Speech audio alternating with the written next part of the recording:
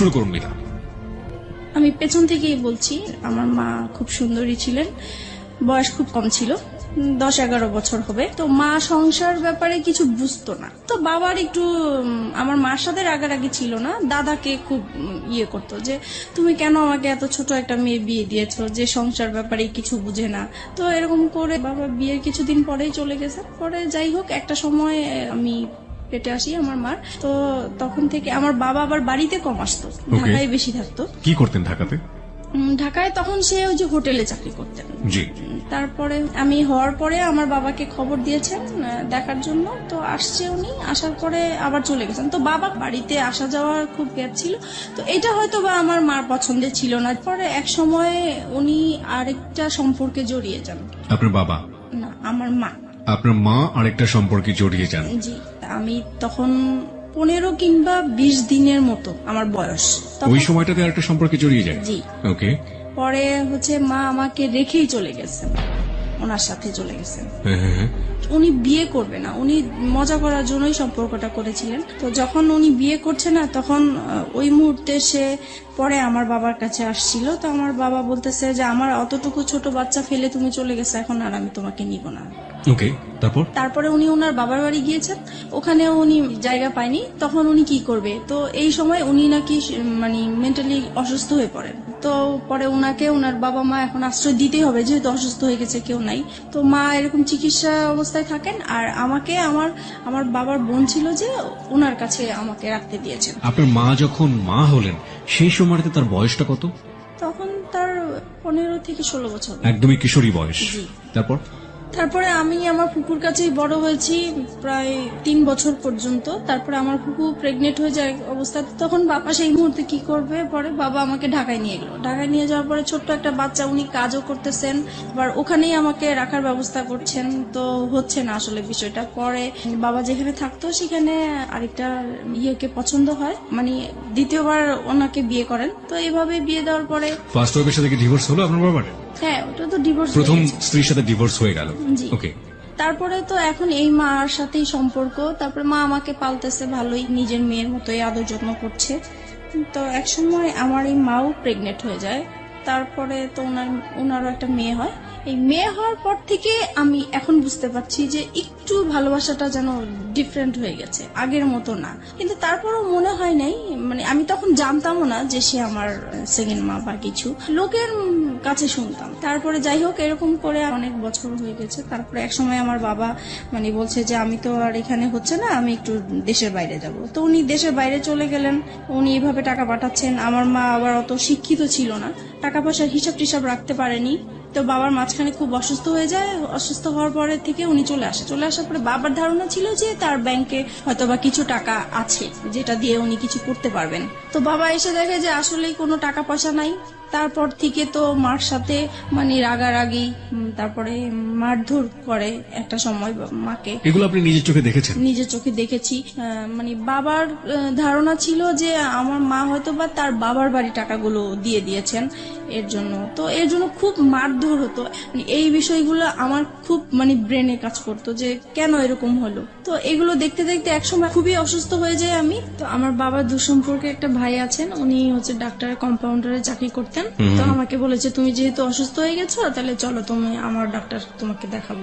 তো গিয়েছি, ওখানে আমার প্রেশার মাপে প্রচুর হাই প্রেশার হয়ে গেছে। তো উনি বলতেছে ওষুধ দিয়েছেন কিছু, আর এমনিতে সাজেস্ট করেছেন যে যদি বাইরে কোথাও বেরিয়ে আসে তাহলে ভালো হবে। তো তখন আমার ওই চাচাটা বলতেন যে ঠিক আছে, তাহলে চলো আমার বোনের বাড়ি তুমি বেড়ায় আসবা। তো বাবাকে বললো, পরে আমি ওখানে গিয়েছি। ওখানে যাওয়ার পরে হচ্ছে ওই চাচার বোনের হচ্ছে ননদের ছেলের সাথে আমার পরিচয় হয় ওখানে। ওকে। উনি দেখে আমাকে পছন্দ করে এক সময় আমাকে ফোর্স করে ওনাকে ভালোবাসার জন্য।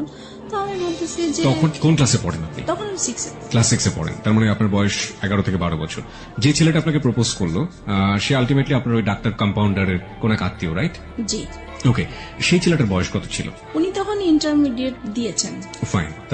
তারপর আমাকে বলতেছে যে তোমাকে আমার খুব পছন্দ হয়েছে, তোমার সাথে আমি ভালোবাসার সম্পর্ক করতে চাই। তখন আমি বলেছি যে আমি তো করব না। তো বলতেছে কেন, তুমি কেন রাজি না? তো আমার ফ্যামিলির যে ব্যাপারগুলো এগুলো নিয়ে তার সাথে ডিসকাস করলাম। তখন সে বলতেছে যে দেখো, আমি তোমাকে পছন্দ হয়েছে, তোমার কি কি আছে না আছে এগুলো আমার দরকার নেই, তোমার সাথে আমার বিয়ে হবে এটাই হচ্ছে বড় কথা, আর কারো দরকার নেই। তো তখন আমি বললাম যে ঠিক আছে, এটা নিয়ে আমি চিন্তা করব, তারপর আপনাকে জানাবো। তো বলতেছে তুমি তো চলেই যাবা, তাহলে তোমার সাথে আমার যোগাযোগ হবে কিভাবে? তখন পরে ওনার অ্যাড্রেসটা নিয়ে আসলাম আর আমার অ্যাড্রেসটা দিয়ে আসলাম। তারপরে হচ্ছে উনি অনেকদিন পরে আমাকে একটা চিঠি পাঠায়।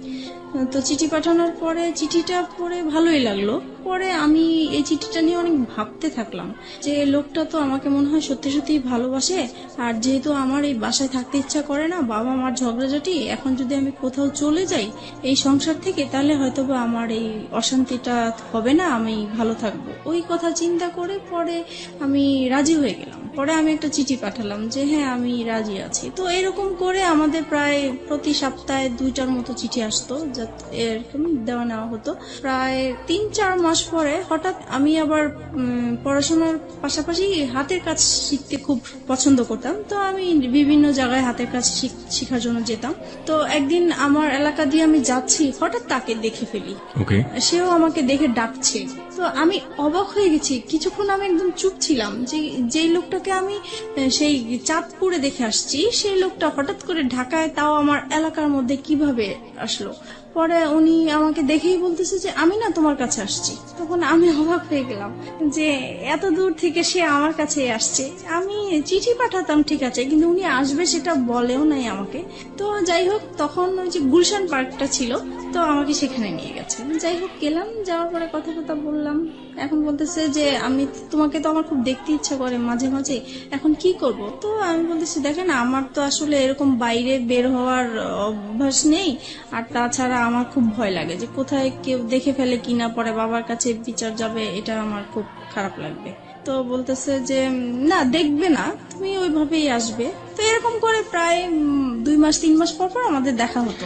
2-3 মাস পর পর ও ঢাকাতে আসতো ওর বাড়ি থেকে আপনার সাথে দেখা করার জন্য? উদ্দেশ্যটা ছিল আমার সাথে দেখা করার, কিন্তু ওর রিলেটিভ থাকতো ঢাকা, ওখানেই আসতো। তো তারপরে একটা সময় ওর রেজাল্ট ভালো হয়। আপনি ঢাকায় কোথায় থাকতেন সেই সময়? আমি ঢাকায় হচ্ছে মহাখালী থাকতাম। মহাখালী থাকতেন। হ্যাঁ, যেটা বলছিলেন যে ওর রেজাল্ট ভালো হয়নি, মানে ইন্টারের রেজাল্ট ভালো হলো নাকি অন্য কোনো পরীক্ষা? না, ইন্টার, ও এইচএসসি তে ভালো করলো না। কি ছিল রেজাল্ট? মানে ফেল করেছে সে। ওকে, ভালো না হওয়া বলতে মানে ফেল করেছে, ভয়াবহ খারাপ।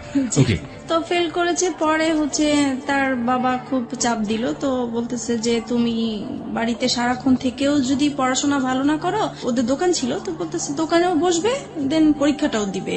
তো এখন তো ঢাকায় পার্মানেন্টলি চলে আসলো, তো আমাদের প্রায় এরকম দেখা হতো।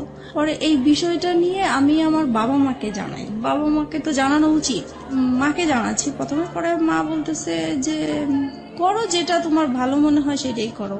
আমি চাইবো না যে তুমি এমন কিছু করো যে আমাদের এলাকার মধ্যে একটা নাম আছে, আমি চাই না সেইটা আমাদের খারাপ কিছু আসুক। আপনার মা এটা আপনাকে বললো? জি। ওকে, আপনি মাকে কি বলেছিলেন? বলেছিলাম ও আমাকে পছন্দ করে, আমিও ওকে পছন্দ করি। দুজনই আপনারা দুজনকে পছন্দ করেন। তারপর আমাদের সম্পর্কটা কন্টিনিউ হতে থাকে। তারপরে একটা সময় আমার বাবা খুব ঝগড়াঝাটি করে, আর ওই একই বিষয়কে কেন্দ্র করে, বিষয় নিয়ে। সেই দিন একদম খুবই খারাপ পর্যায়ে। তখন স্বাভাবিক ভাবেই সন্তানরা মার সাপোর্টই নিয়ে থাকে, তো আমিও মার সাপোর্টে কথা বলতাম। তো এই কথা বলাতে বাবা মানে আমার উপর খুব বিরক্ত হতো। পরে একটা সময় বলে উঠলো যে তুমি কার জন্য কথা বলছো, তুমি জানো এটা যে তোমার মানা। আমি এতদিন মানুষের কাছে শুনে আসছি, বাবা মার মুখ থেকে কখনোই শুনিনি। তার মানে আপনি আগে জানতেন না যে আপনার আসল মাইনি না? না, আমি জানতাম, আমি অন্যের মুখ থেকে শুনেছি, কিন্তু তাদের মুখ থেকে কখনো শুনিনি। বাবার মুখ থেকে শুনতে অসম্ভব রকমের খারাপ লাগলো, তাই তো? জি। ওকে, তখন থেকে আমার মানে কথাটা মানে খুব কানে লাগছে যে আসলেই কি এরকম? আমি তো এতদিন মানুষের কাছে শুনেছি, তাহলে তো সত্যি এরকম, তাহলে তো আমার সেই মার সাথে দেখা করা উচিত। তারপরে হচ্ছে আমি সবসময় ভাবতে থাকি যে কিভাবে দেখা করব। তো এক সময় আমাদের একটা নেবার ছিল, উনি এক সময় আমাদের গ্রামের বাড়ির ছিলেন। তো আমারও খুব উৎসাহ হলো যে তাহলে তো ওনার মাধ্যমে দেখা সম্ভব। তো বলছে যদি আপনি দেখা করাই দিতে পারেন আমার খুব ভালো হতো। তো বলছে তোমার মা তো সবসময় তোমার জন্য কান্নাকাটি করে, তাহলে আমি এবার বাড়ি যেয়ে বলবো তাকে। তারপরে উনি আপনার মার সম্পর্কে একটু জানি, ততদিনে কি বিয়ে হয়েছে আপনার মার? হ্যাঁ, যখন অসুস্থ হয়ে যায় তখন তার ভাইরা ওই লোকটাকে ধরে তারপরে মানে তার সাথে জোর করে বিয়ে দিয়ে দেয়। বিয়ে করে দেয়। তারপরে ও ওই সম্পর্কে আছেন উনি। এখন এক্সিস্টিং ওই সম্পর্কে আছেন? জি। ওকে, ফাইন। তারপর আপনি মার সঙ্গে দেখা করলেন, তারপর কি হলো? তারপরে আমার মা আসলেন, আসার পরে দেখা করলাম, দেখা করার পর উনি প্রথমে দেখে কান্নাকাটি করলো, যেটা স্বাভাবিক। তো আমার না মার জন্য কোনো ফিলিংস আসেনি, আমার বিশ্বাসই হচ্ছে না যে এ আমার মা, এই ভদ্র মহিলাটা মা। আম্মা। তারপরে হচ্ছে মানে কেমন জানি লাগতেছে আমার কাছে, খুবই অপরিচিত। আমার মা ডাকতেও ইচ্ছা করছে না, কিছুই না। তারপরে উনি আমাকে লাস্টে বললো, শুধু এটাই বললো যে তোমাকে আমি আমার ইচ্ছে করে ফেলে আসি নাই, আমার কিছু সমস্যা ছিল এই কারণে ফেলে আসছি। আমি তাকে কোশ্চেন করেছিলাম। আপনার মাকে আপনি কোশ্চেন করলেন প্রথম দেখাতে, তুমি আমাকে কেন ফেলে এসেছিলে? কেন ফেলে তখন আপনার মা এই উত্তরটা দিয়েছিল। হ্যাঁ, তখন বলেছে আমি বাধ্য হয়েছিলাম। যে যাই হোক, উনি ওনার মতো বললো, কিন্তু তারপরও আমার মার জন্য আমার কোনো ফিলিংস কাজ করলো না। তারপরে উনি লাস্ট যে কথাটা বলেছেন যে তুমি একবার শুধু আমাকে মা ডাকো। তা আমি অনেক চেষ্টা করেছি কিন্তু পারিনি, ডাকার জন্য পারিনি, কারণ আমি তো তাকে কখনো দেখিই নেই, কিভাবে তাকে মা ডাকবো? হুট করে তো আর মা ডাকা যায় না। তারপরে হোক ডাকিনি, তো আমি বলছি যে আপনার সাথে যদি আমার যোগাযোগ থাকে তাহলে আমি একসময় হয়তো বা আমার মুখ থেকে শুনতে পাবেন, কিন্তু এখন আমি বলতে পারবো না। তারপরে আমি বাসায় চলে আসি। বাসায় আসার পরে আমি ওই যার মাধ্যমে আমার মাকে পরিচয় হয়েছে, তো উনাকে বলে দিছি যে আমি যে আমার এই মার সাথে দেখা করেছি এটা আমার এই মার কাছে বলবেন না, ইভেন কি আমার বাবার সাথেও বলবেন না। তো উনি বলছে ঠিক আছে, তুমি জানাতে না চাইলে বলবো না। তো আমিও জানাই না এই বিষয়টা, এইভাবেই আছে। তো আর কখনোই মনে হয় নাই যে আমার মার সাথে আমি দ্বিতীয়বার দেখা করি বা কথা বলি, এরকম কখনোই আমার ফিলিংস আসে নাই। তারপরে একটা সময় বাবার এরকম আরো বেশি জ্বালাচ্ছে, অশান্তি করছে। তারপরে চিন্তা করলাম যে বিয়ে করে ফেলি, তাহলে চলে গেলে আর বাবা মার এই ঝগড়াঝাটি দেখতে হবে না। তখন আপনার বয়স কত? তখন 14-15 হবে। ওই ছেলেটার সাথে এই চিন্তা ভাবনা করছেন? জি। এবং পরিবার থেকে এই ধরনের অশান্তি থেকে বের হয়ে যাওয়ার বের জন্য হওয়ার জন্য এই ধরনের প্ল্যান? জি। ওই ছেলেটাকে কি মনে প্রাণে তখন ওই ছেলেটার প্রতি এক ধরনের এফেক্টেড হয়ে যাওয়া, একদম অদ্ভুত রকমের ভালো লাগা, ওকে দেখলে না দেখলে ভালো লাগে না, একেবারে মজে আছেন ওর প্রেমে, এরকম একটা ব্যাপার কি ছিল? এরকম কিছু ছিল, কিন্তু আমার বেশি কাজ করতে হলো যে এখান থেকে আমাকে বের হতে হবে। ওকে, সেটা যে কোনো ভাবেই হোক না কেন? যে কোনো ভাবেই হোক। কেন বেরোতে হবে? কারণ এখানে যে মা বাবা ঝগড়াঝাটি করছে, এগুলো আমি যত দেখছি ততই আমি অসুস্থ হয়ে পড়ছি। যে আপনি চেষ্টা করছিলেন যে কোনো ভাবেই হোক না কেন আপনার এই পরিবার, যে পরিবারে আপনি বড় হয়েছেন, সেই পরিবার থেকে যে কোনো ভাবে বের হয়ে যাওয়া। তারপরে আমি ওকে বললাম বিয়ের কথা। তো সে বলল যে এখন বিয়ে করব, এখন তো আমি নিজের পায়ে এখনো দাঁড়াতেই পারিনি। তো আমি বলছি যে দেখো, এখন আমাকে এখান থেকে বের হতেই হবে। তো সে বলল যে ঠিক আছে, আমি আমার বাবা মাকে বিষয়টা জানাই। তো সে তার বাবা মাকে জানিয়েছে। তো ওনারা প্রথমে রাজি হয়নি, পরে ও একটু রাগারাগি করলো ফ্যামিলিতে। তখন ওর বাবা এক সময় মেনে নিল যে ঠিক আছে, তুমি যেটা বলছো সেটা, তবে আমরা যাব, কথা বলবো ওদের সাথে। তারপরে ততদিনে ও তো ওর বাবার দোকানে বসে কাজ করছে এবং পাশাপাশি পড়াশোনা করছে, ইন্টারমিডিয়েট ফেল করেছে সগৌরবে, তাই তো? ওকে। তখন তারপরে আমি বললাম যে না, আমি এটা ফ্যামিলিগতভাবে করতে চাচ্ছি না। তখন বলছে কেন? আমি বলতেছি এখানে অনেকগুলো প্রবলেম আছে, আমি তো তোমাকে আগেই বলেছি যে আমার বাবার টাকা পয়সা নাই, সে অনুষ্ঠান করে বিয়ে দিতে পারবে না। তারপরে বলতেছি দেখো, বাবা মা এখন চাচ্ছে, কি করব? পরে আমি বলতেছি দেখো, এখন যদি আমাকে তুমি ভালোবেসে থাকো, বিয়ে যদি করতে হয় একা করতে হবে, কারণ আমি আমার বাবার অবস্থা জানি, আমি নতুন করে অশান্তি দিতে পারবো না। তখন সে রাজি হয়ে গেল বিষয়টা। তো আমরা একদিন ঘুরতে গিয়েছিলাম, ওখান থেকে হঠাৎ করে সে আমাকে কাজে অফিসে নিয়ে যায়। আমিও জানতাম না যে আজকে আমার বিয়ে হবে। তারপরে হচ্ছে বিয়ে করে ফেলি। তখন আমার 18 বছর হয়নি, কিন্তু ওখানে 18 বছর দেওয়া হয়েছে। 3 লাখ টাকা কাবিননামা হয়। বিয়ে করার পরে এখন ওর বাবা মার কাছে জানিয়েছে। ওর বাবা মা বলছে আমরা যেখানে রাজি হয়েছিলাম তুমি সেখানে একা কেন করতে গেলে? রাইট। তারপরে বলতেছে তাহলে তুমি আমার বাড়িতে আর উঠবা না। তো এখন ও কোথায় যাবে? পরে কি করব, আমি আমাদের বাসায় নিয়ে আসলাম। পরে মাকে বলেছি, বাবাকে বলছি, কারণ তাদের আমার মনে হচ্ছে তারা খুশি হয়েছে, যেহেতু তাদের কোনো টাকা পয়সা খরচ হচ্ছে না। তারপরে যাই হোক, আমরা ওখানেই ছিলাম প্রায় 2-3 মাস। পরে আমার হাজবেন্ডের খালা আছে, বড় খালা, ওরা সবাই ওই খালার কথা শুনেই চলে। তো ওনাকে জানিয়েছে বিষয়টা। তো উনি ওর বাবাকে যেভাবেই হোক ম্যানেজ করেছে। 2-3 মাস পরে আমাকে মেনে নেওয়া হয়। পরে আমি ওর সাথে চাঁদপুরে চলে গেলাম। আমার শ্বশুর মানে মেনে নিতে হবে দেখেই মেনে নেওয়া, কিন্তু মন থেকে যে মেনে নেওয়া সেটা আসলে হয়নি। ওনাকে সালাম করলে কখনোই সালামের উত্তর নিত না। তাছাড়া আমার সাথে কথা বলতো না। তারপরে আমি যদি ভাত বাড়তে যেতাম টেবিলে, উনি কখনোই খেতে আসতো না। আর সারাক্ষণ ওনার ছেলেকে বকা এমনকি আমার সামনে মারতেও গিয়েছে যে কেন তুমি এরকম মেয়ে বিয়ে করলে। বড় ছেলে নিয়ে সবারই একটা আশা ছিল। তারপর হয়েছে যেটা এখন শাশুড়ি কেমন ব্যবহার করতো, বাকি মেম্বার যারা ছিল তারা কেমন ব্যবহার করতো? মোটামুটি ভালোই ছিল, কিন্তু শাশুড়ি ননদ এরা সবসময় আমাকে ভুল ধরার চেষ্টা করতো। আচ্ছা, তাদের মন পাওয়ার জন্য আমি সবকিছু কাজ করেছি, তারপরেও সব সময় ভুল ধরতেই থাকতো। এক সময় হয়েছে কি, বড় ধরনের একটা ঝগড়া হয়েছে। সেটা হচ্ছে আমার শ্বশুর শাশুড়িরা ওনারা চিটাগাং গিয়েছে বেড়ানোর জন্য। যেহেতু ঢাকায় বড় হয়েছি, পুকুর দেখে আমার খুব ইচ্ছা হয়েছে যে আমি একটু পুকুরে গোসল করবো। ওকে। ওনাদের বাড়ির কেউ আবার পুকুরে গোসল করেন, ওনারা খুব পর্দাশীল মানুষ। ছেলের বউ কেন পুকুরে গোসল করবে, কিন্তু পুকুরটা চারপাশে ঢাকা ছিল। ওকে, তারপরেও মানে পুকুরটা পর্দাসীন পুকুর। জি, তারপরে ওখানে আমি গোসল করেছি। আমার দেবরটা হচ্ছে কি, মানে আমার সাথে এরকম আচরণ করতে মনে হয় যে আমার ভাসুর, সে আমাকে পরিচালনা করবে। তো এটা আমার পছন্দ হতো না। তো সে এসে আমাকে বলতেছে, কি ব্যাপার, আপনি কেন পুকুরে গোসল করলেন, এই সেই, আপনি জানেন না পুকুরে গোসল করে আমাদের পছন্দ না। তো বলছে আমার একটু ভালো লাগছে, আর বাড়িতে তো কেউ ছিল না। এই নিয়ে সে আমার বাবা মা তুলে গালাগালি শুরু করছে। আপনার হাজবেন্ড কি করছিল তখন? ও তো ঢাকায় থাকতো, আমি বাড়িতে থাকতাম। আচ্ছা, তারপরে হচ্ছে গালাগালি করতেছে আমার বাবা মাকে। তখন আমার খুব খারাপ লাগলো যে আমি অন্যায় করছি, আমার বাবা মাকে কেন গালিগালি করবা। তখন আমিও তার বাবা মাকে গালাগালি করি। পরে হচ্ছে সে ইমিডিয়েটলি সে আমার শ্বশুর শাশুড়িকে ফোন দিয়েছে। তারা মানে তখনই একদম চিটাগাং থেকে চলে আসছে, আমার বিচার হবে। আমার হাজবেন্ডকেও খবর দিয়ে আনা হয়েছে। তারপরে সেই আসরে কি হলো, সেখানে বলছে যে আমাকে আমার শ্বশুর শাশুড়ির কাছে মাপ চাইতে হবে বাদরে। তা বলছি ঠিক আছে, আমি যদি অন্যায় করে থাকি আমি মাপ চাবো, কিন্তু সে যে আমার বাবা মাকে বকা দিছে, তাহলে আগে সে আমার বাবা মার কাছ থেকে পা ধরে মাপ চেয়ে আসো, তারপরে আমি যাবো। বলো হ্যাঁ, বউ হয়ে এত বড় কথা, এতগুলো মুরব্বী মানুষ আমরা বসে আছি। তারপরে আমার হাজবেন্ড এসে বলতেছে মাপ চাও মাপ চাও। আমি বলছি না, আমি তো চাইবো না, আগে আমার বাবা মার কাছে মাপ চেয়ে আসুক, তারপরে আমি যাবো। পরে এই কথা বললাম কেন, সে সবার সামনে আমাকে অনেক মারধর করলো। এই সে প্রথম আমার গায়ে হাত তোলে। আমি বিয়ে কতদিন পরে? প্রায় 3-4 মাস পরে। ওকে। পরে সেদিন রাতে আমার প্রচুর রাগ উঠলো। তারপরে আমি করলাম হচ্ছে যে তাকে বললাম রাগের মাথায় যে কালকের মধ্যে যদি আমাকে ঢাকায় নিয়ে না যাও, তাহলে আমার এখানে লাশ দেখবো আমার। তো সে খুব ভয় পেয়ে গেছে। তখন তার বাবা মাকে বলে ঢাকায় নিয়ে আসলো আমার বাবার বাড়িতে। আমি বলছি আর যাবো না। পরে যাই হোক, আমার কথাটাই রইলো, আমি বাবা মার কাছে ছিলাম।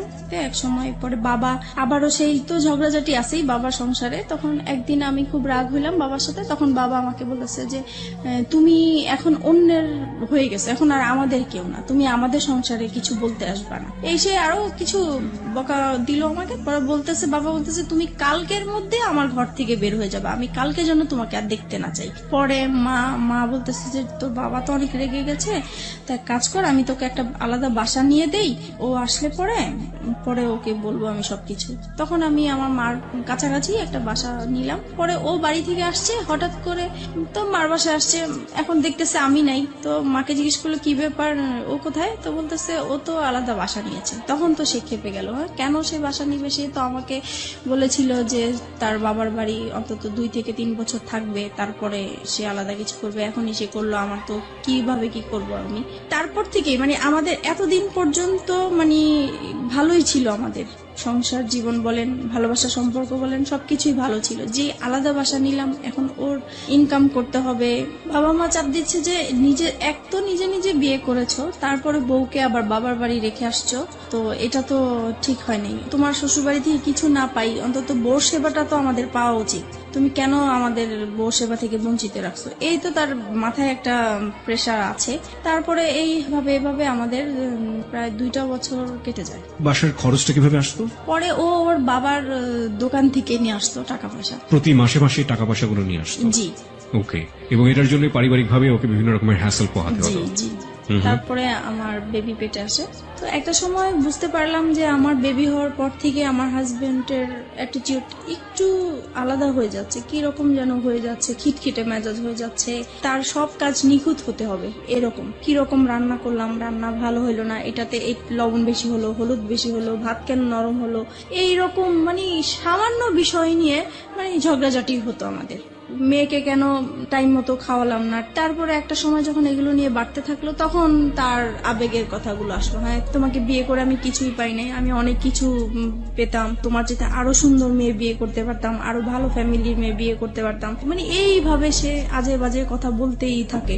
বলতেছে আজ পর্যন্ত তো আমার বাবা মাকে তোমরা কোনোদিন ইনভাইট করতে পারো নাই। তখন আমি বলতাম যে এগুলো তো আমি আগে থেকেই তোমাকে বলে ক্লিয়ার করছি। বলেছে তখন তো আমি অন্ধ ছিলাম, আমি এসব বুঝতে পারি নাই, আমার মনে মনে হচ্ছে তুমি আমাকে ব্ল্যাক ম্যাজিক করেছো হয়তোবা। ওই সময়টাতে? জি, ওকে। এরকম কিছু করে আমাকে ফাঁদে ফেলানোর চেষ্টা করেছে, যেহেতু দেখেছো তোমাকে কেউ নিবে না। এভাবেই কাটতে থাকলো সময়। আর সে তখন তো কোনো কাজ করতো না, সারাক্ষণ বাসায় থাকতো। এই জিনিসটা আমার কাছে খুব খারাপ লাগতো যে মানুষের হাজবেন্ডরা কাজ করে, এক সময় বাইরে আসে, বাইরে থেকে বাসায় আসে, আলাদা একটা ফিলিংস কাজ করে। তখন অবশ্য আমি আমার যখন বেবি হবে তখন থেকেই তো আমি বাবা মার কাছেই আছি।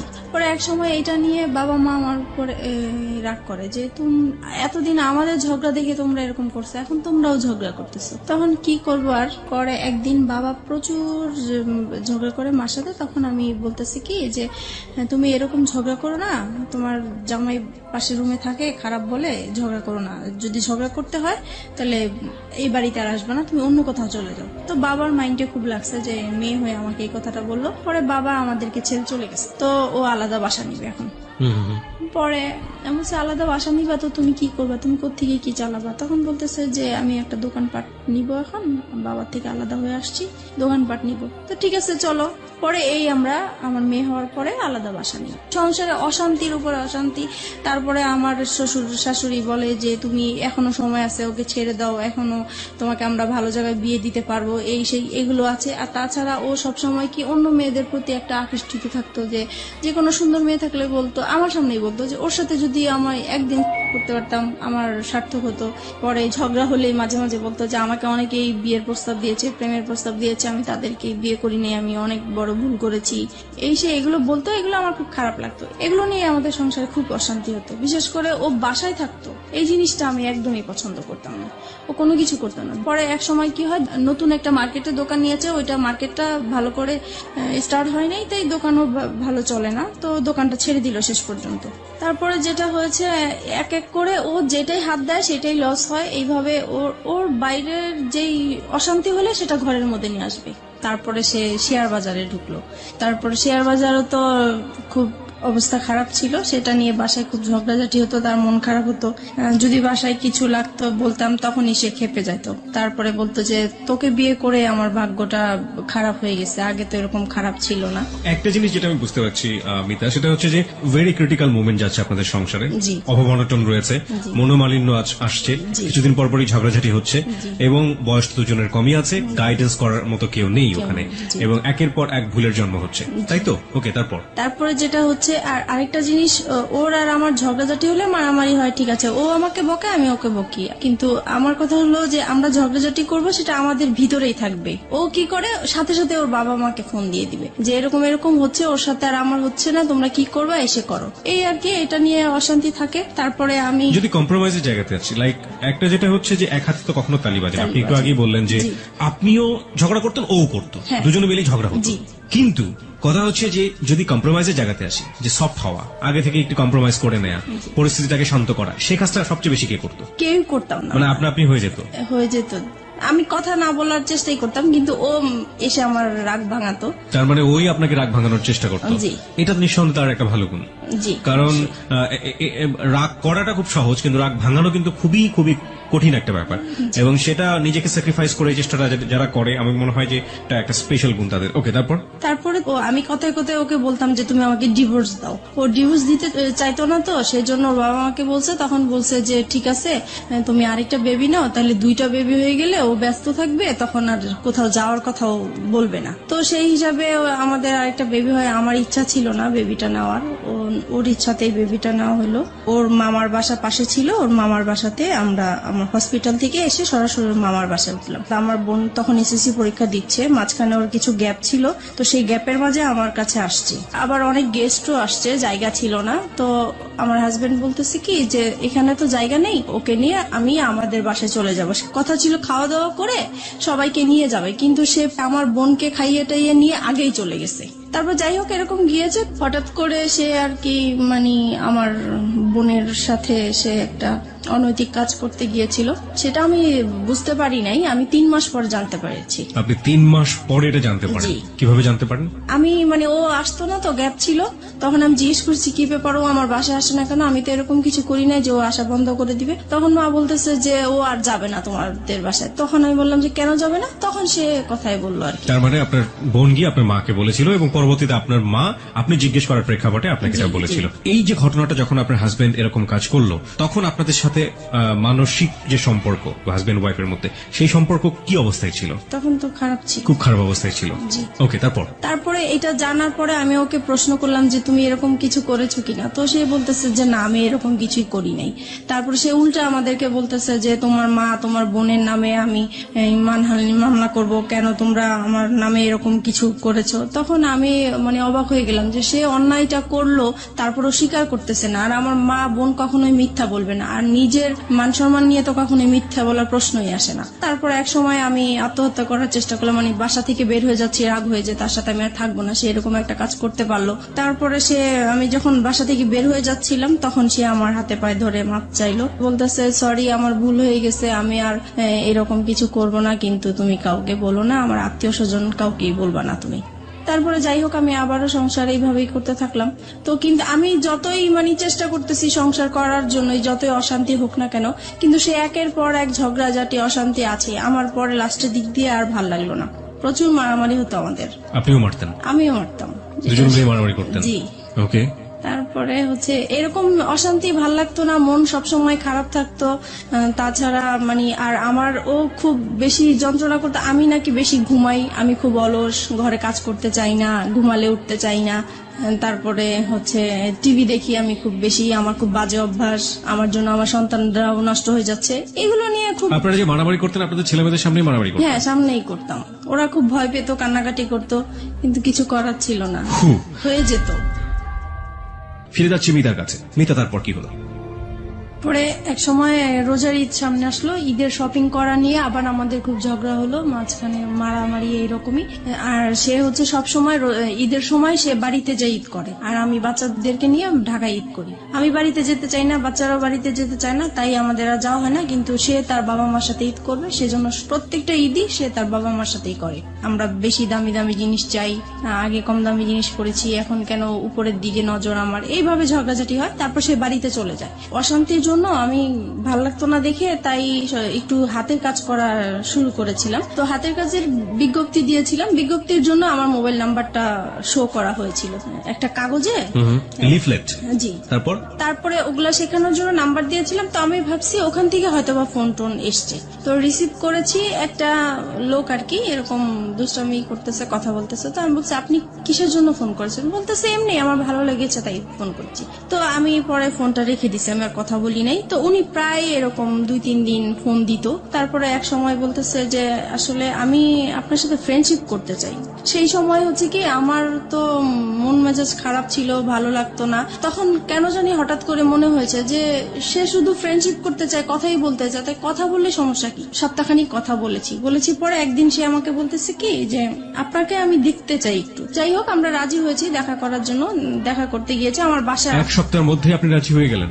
জি। তারপরে দেখা করলাম। পরে সে আমাকে মানে একটা কথা বললো যে আচ্ছা, আমরা তো ফ্রেন্ডশিপ আছি, আমরা কি ফ্রেন্ডশিপের বাইরে অন্য কিছু করতে পারি? তো আমি বলছি কিরকম? বলতেছে যা হয় আর কি। তো আমি বুঝতে পারছি উনি খারাপ কিছু ইঙ্গিত দিয়েছে আমাকে। তো আমি বলছি না, এটা আমার পক্ষে সম্ভব না। তারপর এই বলে আমি পরে ওখান থেকে তার সাথে আমার সম্পর্ক শেষ হয়ে গিয়েছে। Fine, let me no one thing, আপনার সম্পর্কে উনি কতটুকু জানতেন? আপনার যে 2 সন্তান হ্যাঁ, আছে? আমি সবই বলেছি। আমাদের কথা এগুলোই হতো, আমার সংসারে কি হয়েছে না হয়েছে, আমার কিভাবে বিয়ে হয়েছে। আপনি সবকিছুই এক সপ্তাহের মধ্যে তাকে শেয়ার করে দিয়েছেন? জি। মানে আমার তো কখনোই ফ্রেন্ড ছিল না, তাই প্রথম তাকে পেয়েছি, ফ্রেন্ডশিপ যেহেতু করে ফেলেছি, সেজন্য আমি আমার কথাগুলো বলেছি, মানে একটু হালকা হওয়ার জন্য বলতে চেয়েছিলাম। ওকে, ফাইন। এবং এটা জানার পরে সে আপনাকে ফার্স্ট দেখা হতে সে আপনাকে ধরনের একটা অফার করলো? জি। তারপরে আমার কাছে খুব খারাপ লাগলো বিষয়টা, যে আমি তাকে তো সবকিছু আমি তাকে বলেছি, সে কেন আমাকে এই ধরনের প্রস্তাব দিবে। পরে আমি আর তার সাথে কথা বলি নাই। পরে সে ফোন দিত আমাকে, প্রায় আমি রিসিভ করতাম না। পরে অনেক ডিস্টার্ব করতো দেখে পরে একদিন রিসিভ করে বলতেছে আপনি আমাকে আর ফোন দিবেন না, আপনার সাথে আমি আর কথা বলতে চাই না। তো যাই হোক, এখানে স্টপ হয়ে গেল। এটা তার খুব মাইন্ডে লাগলো যে আমি তাকে এইভাবে ইগনোর করলাম। তারপরে সে আমার নাম্বারটাই তার ফ্রেন্ডকে দিল। আমি এটা জানতাম না যে তার ফ্রেন্ড। প্রায় 1-2 মাস পরে আমাকে আবার একটা রং নাম্বার থেকে ফোন আসছে। তো তো এবার ভাবছি যে আর কোনো ফোন ধরবো না, কারণ রং নাম্বারে আসলে সবাই ভালো থাকে না। পরে ওই নাম্বারটা থেকে প্রায় ফোন টোন আসে, তারপরে এত ফোন আসে, নিশ্চয়ই আমার কোনো কাস্টমার হতে পারে বা কিছু, ধরি। তো সেই একই রকম কথাবার্তা বলতেছে, ওনার পরিচয় দিল। তারপরে আমি কথা বলতে শুরু করলাম। পরে বলল যে আসলে আপনি কি চান, আমি ওনাকে জিজ্ঞেস করলাম। তো উনি বলতেছে আসলে আপনার সাথে আমি ফ্রেন্ডশিপ করতে চাই। আমি বলছি যে না, আমি কারোর সাথে ফ্রেন্ডশিপ করবো না, আপনি ভুল জায়গায় ফোন দিয়েছেন। প্রায় 3 মাস পরে উনি আবার ফোন দিয়েছে। তো সেই সময় তো আর আমার নাম্বারটা মনে ছিল না, আমি বুঝতেও পারি নাই যে উনি ফোন দিয়েছেন। তারপরে উনি বলতেছে দেখেন আসলে আমি আপনার কাছে কিছুই চাই না, আমিও নিজে খুব মানসিক অবস্থা খুব খারাপ, তাই আমি চাই আপনার সাথে একটু ফ্রেন্ডশিপ করার জন্য। তো আমি আবারও আমার মনটা জানি কেমন হয়ে গেলাম। তো আমি ভাবলাম ঠিক আছে, দেখি, সবাই তো আর খারাপ হতে পারে না, কথা বলে দেখি। তো এইভাবে ওনার সাথে কথা বলতে বলতে প্রায় 1 সপ্তাহ হয়ে গেছে কথা বলছি। 1 সপ্তাহ পরে ও আবার বাড়ি থেকে চলে আসছে পরে আমি মোবাইলটা অফ করে রাখছি, যে জানি এখন যদি ফোন আসে আমি রিসিভ করলে সমস্যা হবে। তো আমি 2 দিন আমার ফোনটা অফ ছিল। পরে এক সময় ও কাজের জন্য বাইরে যায়, পরে আমি ফোনটা খুলি, খোলার পরে সেই ফোনটা আবার আসে। পরে আমাকে বলতেছে দেখেন আপনি 2 দিন ফোনটা অফ করে রেখেছেন, আমার আসলে খুবই খারাপ লাগতেছে, আমি আপনার প্রেমে পড়ে গেছি, মানে এরকম করে বলতেছে। তো আমার কাছে কেমন জানি বিষয়টা লাগলো। তো আমি আর কিছু বলি নাই, আমি ভাবছি কি হয়তো বা দুষ্টামি করে বলে, অনেকে তো দুষ্টামি করে বলে, সেই রকম হয়তো বা বলে। তারপরে যাই হোক, রাতে আবার ফোন দিয়েছে উনি, এখন তো আপনাকে আমার খুবই দেখতে ইচ্ছা করতেছে, আমার খুবই খারাপ লাগতেছে। তখন আমি বললাম যে দেখেন আমি তো দেখতে সুন্দর না, আর আমাকে দেখলেও আপনার পছন্দ হবে না, আপনি যেহেতু ভার্সিটিতে পড়েন, আপনি খুবই স্মার্ট, আমি আপনার পাশে একদম মানানসই হব না, রাস্তায় দেখলে মানুষ হাসবে, মানে আমি এরকম করে বলতেছি যেন সে মানে আমার দেখার ইচ্ছাটা না জাগে। ওনার নামটা কি ছিল? ওনার নাম রাসেল ছিল। Russell, okay fine. তারপরে হচ্ছে এখন বলতেছে দেখা করব। তো আমি ভাবলাম যে দেখা করব তো, আর আমার এই বিজনেসের কারণে আমার কাঁচামাল আনার জন্য মার্কেটে যেতে হয়। তো আমি বলতেছি তো ঠিক আছে, আমার তো শুক্রবারে শপিং এ যাব আমি, তখন হয়তোবা সেই ইয়েতে আপনি যদি মার্কেট আসেন তাহলে আমি ওখানেই দেখা করতে পারবো। তো উনি রাজি হয়ে গেল। নির্দিষ্ট জায়গা বললাম, ওখানে উনি গাড়ি নিয়ে দাঁড়িয়েছিল আমার জন্য। তারপর ওনাকে দেখে মানে আমি খুব অবাক হয়ে গেলাম যে অনেক সুন্দর লোকটা। উনি আমাকে দেখে হাসতেছে মিটমিট করে। তো আমি জিজ্ঞেস করলাম আপনি কেন হাসতেছেন? বলতেছেন আপনি তো ফোনে অনেক কিছুই বলছেন, আপনি তো অনেক সুন্দর। তো যাই হোক, এভাবে কথা বলতে বলতে পরে উনি বললো আর কি যে ওনার একটা সম্পর্ক একসাথেই পড়াশোনা করতে একটা মেয়ের সাথে, ওনার সাথে সম্পর্ক নষ্ট হয়ে গিয়েছে, তাই উনার তারপরে উনি ব্যবসা করতো, যে ওনার ব্যবসায় লস খেয়েছে, সবকিছু মিলিয়ে ওনার খুব অশান্তি, মন ভালো না, তাই সেজন্য একটা ফ্রেন্ড চায়। তো আমার সাথে এই জন্য ফ্রেন্ডশিপ করেছে। প্রত্যেক শুক্রবারই আমরা দেখা করতাম ওনার সাথে। তখন আপনি হাজবেন্ডের সাথে থাকতেন? জি। আপনার হাজবেন্ড এগুলো জানতো? কেউই জানতো না। কন্টিনিউয়াসলি আপনি গোপন করে যাচ্ছেন বিষয়গুলো। আপনার হাজবেন্ড কখনো আপনার মোবাইল চেক করতো? না, কখনোই চেক করতো। আচ্ছা, আপনি যে কথাগুলো বলতেন সেই সময়টা থেকে আপনার সন্তান আপনার পাশে থাকতো? না, কারণ ওরা তখন, আমার বড় বেবি তখন স্কুলে পড়তো, আর ছোটটা তো একদমই ছোট ছিল। তারপরে আপনি নীরবে নিভৃতে একা তার সাথে কথা বলতেন। জি। প্রিয় শ্রোতা, গ্রাফটা একটু আবিষ্কার করার চেষ্টা করছি, এবং এটা এমন একটি ঘটনা যেটা সমাজে একেবারেই ঘটে না তা না, হ্যাঁ, এবং একেবারে যে হরহামেশা ঘটে তাও না, ঠিক আছে? বাট সন্দেহের জায়গাগুলো একটু পরিষ্কার করার জন্য আসলে প্রশ্নগুলো করে। আপনার হাজবেন্ড আপনাকে সন্দেহ করতে, আপনি যেটা বলছেন, টুকটাক সন্দেহ করার জি, জায়গাটা থেকে করতাম। আপনি কখনো আপনার হাজবেন্ডকে সন্দেহ করতেন? না, আমি কখনোই করতাম না। কেন করতেন না? কারণ আমি জানি সে এই টাইপের মেয়ে মানুষ দেখলে সে তাকিয়ে থাকে, সে যাবে, সে মানে এরকম আছে, এর জন্য আমার সন্দেহ হতো না। বা আপনি কনফার্ম ছিলেন যে সেসব কাজ করে? সে মেয়ে মানুষের প্রতি একটু উইক আছে। একটা জিনিস একটু বলেন আমাকে, প্রতি শুক্রবার তার সাথে আপনি দেখা করতেন, কোথায় দেখা করতেন? এটাও যে আমি মার্কেটে যেতাম, আমি আমার কাজে যেতাম, পাশে উনি থাকতো, এই আর কি। ওনার সাথে একসাথে মিলে শপিং করতেন? জি। How dare you! আপনার হাজবেন্ডের সামনে যদি পড়ে যেতেন কখনো? একবার এরকম হয়েছে, তো উনি খুব সন্দেহ করতো যে প্রায় শুক্রবারে কেন ও মার্কেটে যায়, আগে তো এত তাড়াতাড়ি মার্কেটে যেত না। আর একটা ঘটনা কি, মানে আমি মার্কেটে যাব, এই সময় আমার বিজনেসটাও খুব ভালো চলছিল, সেই উসিলা দিয়ে আমি মার্কেটেও যেতে পারছি। তো এক শুক্রবারে সে আমাকে হঠাৎ করেই ফোন দিয়েছে, ফোন দিয়ে বলতেছে তুমি কোথায়? তো আমি বলতেছি আমি বলে আসছি, কিন্তু আমি মার্কেটে আসছি, কিন্তু মার্কেটে থাকাকালীনই সে আমাকে ফোন দিচ্ছে যে তুমি কোথায়? বলতেছি আমি তো মার্কেটে। বলতেছে মার্কেটে তো কোথায়, কোন মার্কেটে? কারণ নিউ মার্কেটে অনেকগুলো মার্কেট আছে। তো আমি পরে বলতেছি কেন, আমি এখানে। তো বলতেছে আমি তো আসছি। তো আমি তো পুরা ভয় পেয়ে গেছি যে কি ব্যাপার, সে কেন আসছে, আসলে সে জি সন্দেহ করেই আসছে। তো তাড়াহুড়া করে ওকে বলে দিছি তুমি এখন যাও, আমার হাজবেন্ড চলে আসছে, এখন কিছু করার নাই। তো ও মন খারাপ করে চলে গেছে। পরে আমি তো আমার শপিং করতেছি, তো ও আর বুঝতে পারে নাই, এভাবেই Okay. হয়েছে। ওকে ফাইন, আমি একটু বলি ওই সময়টা পর্যন্ত কতদিন যাবত রাসেলের সাথে আপনার সম্পর্ক? ওই সময়টা ওই শুক্রবার পর্যন্ত? ওই শুক্রবার পর্যন্ত 1-1.5 মাস তো হবেই। 1-1.5 মাস। জি। এই 1-1.5 মাস আপনি কন্টিনিউয়াসলি আপনার হাজবেন্ডের কাছ থেকে এই জিনিসটা গোপন করে যাচ্ছেন। বাই হার্ট আপনি এটা মনে করেন ইললিগাল রিলেশনশিপ, রাইট? অবৈধ কিনা সেটা তো বুঝতে পারতাম না, শুধু এটা বুঝতাম যে এটা করাটা ঠিক হচ্ছে না। কিন্তু সেই মুহূর্তে আমার ভালো লাগতো, তার সাথে কথা বলতে ভালো লাগতো, তার সাথে দেখা করতে ভালো লাগতো। সেই ভালো লাগার কারণেই আমি তার সাথে কথা বলেছি, দেখা করেছি। এবং এই ভালো লাগা প্রতিনিয়তই বাড়ছে। জি। আপনার কখনো মনে হতো না যে আপনি আপনার হাজবেন্ডের প্রতি অন্যায় করছেন ওই সময়টা? না, তখন আমার মনে হতো না, কারণ ও তো সংসারে সবসময় মানে ঝগড়াঝাটি করতো, ওর উপর থেকে আমার মন নষ্ট হয়ে গিয়েছে। এই মানুষটাকে তো আপনি ভালোবেসেছিলেন একটা সময়। ভালোবেসেছিলাম, ওই যে আমার বোনের যে কাজটা করেছিল সেখান থেকে ওর প্রতি আমার একটু অনীহার চলে কিন্তু সে আসছে। ঘটনা, আমি বলছি না যে এটা একটা অপরাধ না, অবশ্যই এটা একটা গ্রহ অপরাধ, কিন্তু সেটার জন্য সে আপনার কাছে ক্ষমা চেয়েছে। কিন্তু আমি ক্ষমা করে দেওয়া দরকার ছিল, সেজন্য ক্ষমা করেছি, কিন্তু মন থেকে আসলে ক্ষমা করিনি। আপনি এই মানুষের সাথে রাগ করে আপনি এভাবে এই কাজগুলো করছেন, ব্যাপারটা কি আসলে এটাই ছিল, নাকি আলটিমেটলি আপনার জায়গা থেকে আপনি কাউকে ফিল করতেন যে আমার এরকম একজন মানুষ দরকার যে মানুষের সাথে আমি শেয়ার যেটা করতে পারি? হয়েছে, ওর প্রতি তো একটা রাগ অভিমান ছিলই আমার, হ্যাঁ। সেটা তো ছিলই, কিন্তু মানে আমার যে ভালোবাসা, যেই একটা চাহিদা ছিল কারোর সাথে ভালোভাবে সম্পর্ক হবে, ওই চাহিদা থেকেই যখন আমি পেয়ে গেছি, ওনার কাছ থেকে ভালো ভালো কথা পাচ্ছি, আমার হাজবেন্ডের সাথে ওর সাথে আমি অনেকটা মিলানোর চেষ্টা করতাম যে তার কাছে আমি কি গ্যাপ পেয়েছি বা তার কাছে আমি কি পাচ্ছি, তখন মনে হচ্ছে যে ওই বেটার আমার। আপনি দেখুন, আপনার সন্তান আছে তখন দুটো, রাইট? জি। আপনার বিজনেস আছে, যে বিজনেসটা আপনি শুরু করেছেন, তার মানে অনেক পরিকল্পনা আপনার মাথায়, অনেক স্বপ্ন আপনার মাথায়। আপনার হাজবেন্ড আছে এবং যে মানুষটাকে আপনি ভালোবেসেছেন একটা সময়, কিন্তু আপনার হাজবেন্ড আপনার সাথে খারাপ আচরণ করছে, সেটা আমরা দেখতে পাচ্ছি। তার বাইরেও তো আপনার দুটো জগৎ ছিল, একটা হচ্ছে আপনার সন্তান আর একটা হচ্ছে আপনার বিজনেস। না, এই দুটো business-টা- নিয়েও তো আপনি হ্যাপি থাকতে পারতেন। ইনফ্যাক্ট ব্যাপারে- আপনি যে ছেলেটার সাথে এই সম্পর্কটা তৈরি হচ্ছে, সেই ছেলেটাকেও যদি আপনি আপনার বন্ধুর জায়গাটাতে রাখেন, তাহলেও কখনো কি অনুভব করেছেন আপনার হাজবেন্ডের সাথে তার পরিচয় করে দেওয়া উচিত? এটাও কি কখনো ফিল করেছেন? এটা কখনো মানে মাঝে মাঝে মনে হয়েছে পরিচয় করা দিই, কিন্তু আমার হাজবেন্ড এটা মেনে নিত না। একটা হচ্ছে পারিবারিক সত্তা, যেখানে হাজবেন্ড আছে, সন্তান আছে এবং তার বিজনেস আছে, সে একটা না একটা দিক নিয়ে ব্যস্ত থাকতেই পারে। আরেকটা হচ্ছে মানবিক সত্তা, মনের জায়গাটা, লং টার্ম হাজবেন্ডের সাথে খারাপ রিলেশনশিপ, সেই জায়গাটায় একটা বিশাল রকমের ক্ষত তৈরি হয়েছে এবং সেই ক্ষতর জায়গাটাতে সে কেউ একজন নক করেছে। সেটা হাজবেন্ড ওয়াইফ রিলেশনশিপের মতো না, কিন্তু একটু ভালো লাগা, একটু অন্যরকম, একটু বন্ধুত্ব, যেটা মন থেকে অবচেতন মনেই ওই ভালো লাগাটার দিকে ধীরে ধীরে ধীরে ধীরে এক ধরনের রাষ্ট্রে পৃষ্ঠে জড়িয়ে পড়ার দিকে জড়িয়ে যাচ্ছে। এই দুটো জিনিস আমরা যখন নর্মালি শুনি, আমরা কিন্তু এই সেকেন্ডটাকে কোনোভাবেই সাপোর্ট করতে পারি না, বাট ও সেকেন্ডটার মধ্যে এসেছে, this is the hardest reality. এটাকেও মেনে নিতে হবে, এটা আমাদের সামাজিক ঘটে কিন্তু আমরা মানি না। কিন্তু কি কারণে ঘটে, সেই কারণটা কিন্তু আমরা আবিষ্কার করে ফেলেছি, এবং এইটা আসলে কতদূর পর্যন্ত গিয়েছে চলুন সামনের দিকে যাওয়া যাক। তারপরে যেটা হয়েছে, মানে এভাবেই তো ওর সাথে দেখা করছি, কথা বলছি, তারপরে হঠাৎ একবার খুব ঝগড়াঝাটি হয় আমাদের।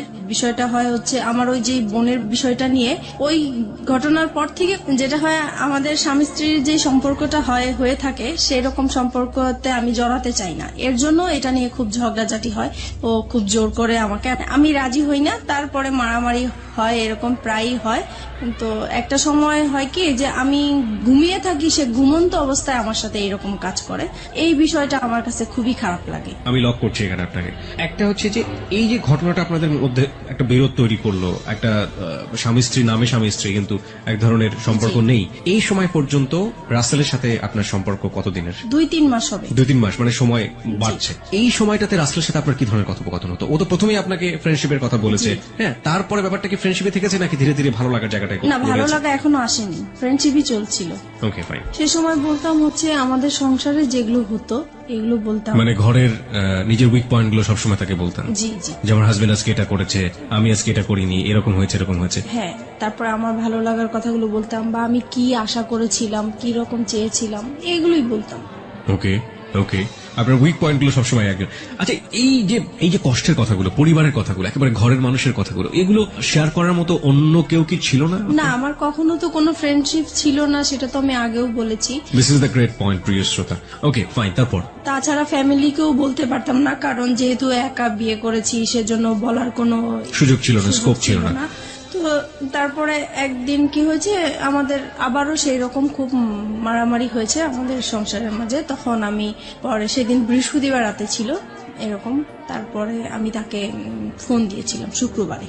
মারামারি হওয়ার পরের দিন ফোন দিয়েছে, দেখো ও আজকে আমাকে অনেক মেরেছে, এরকম আমার আর থাকতে ভাল লাগছে না।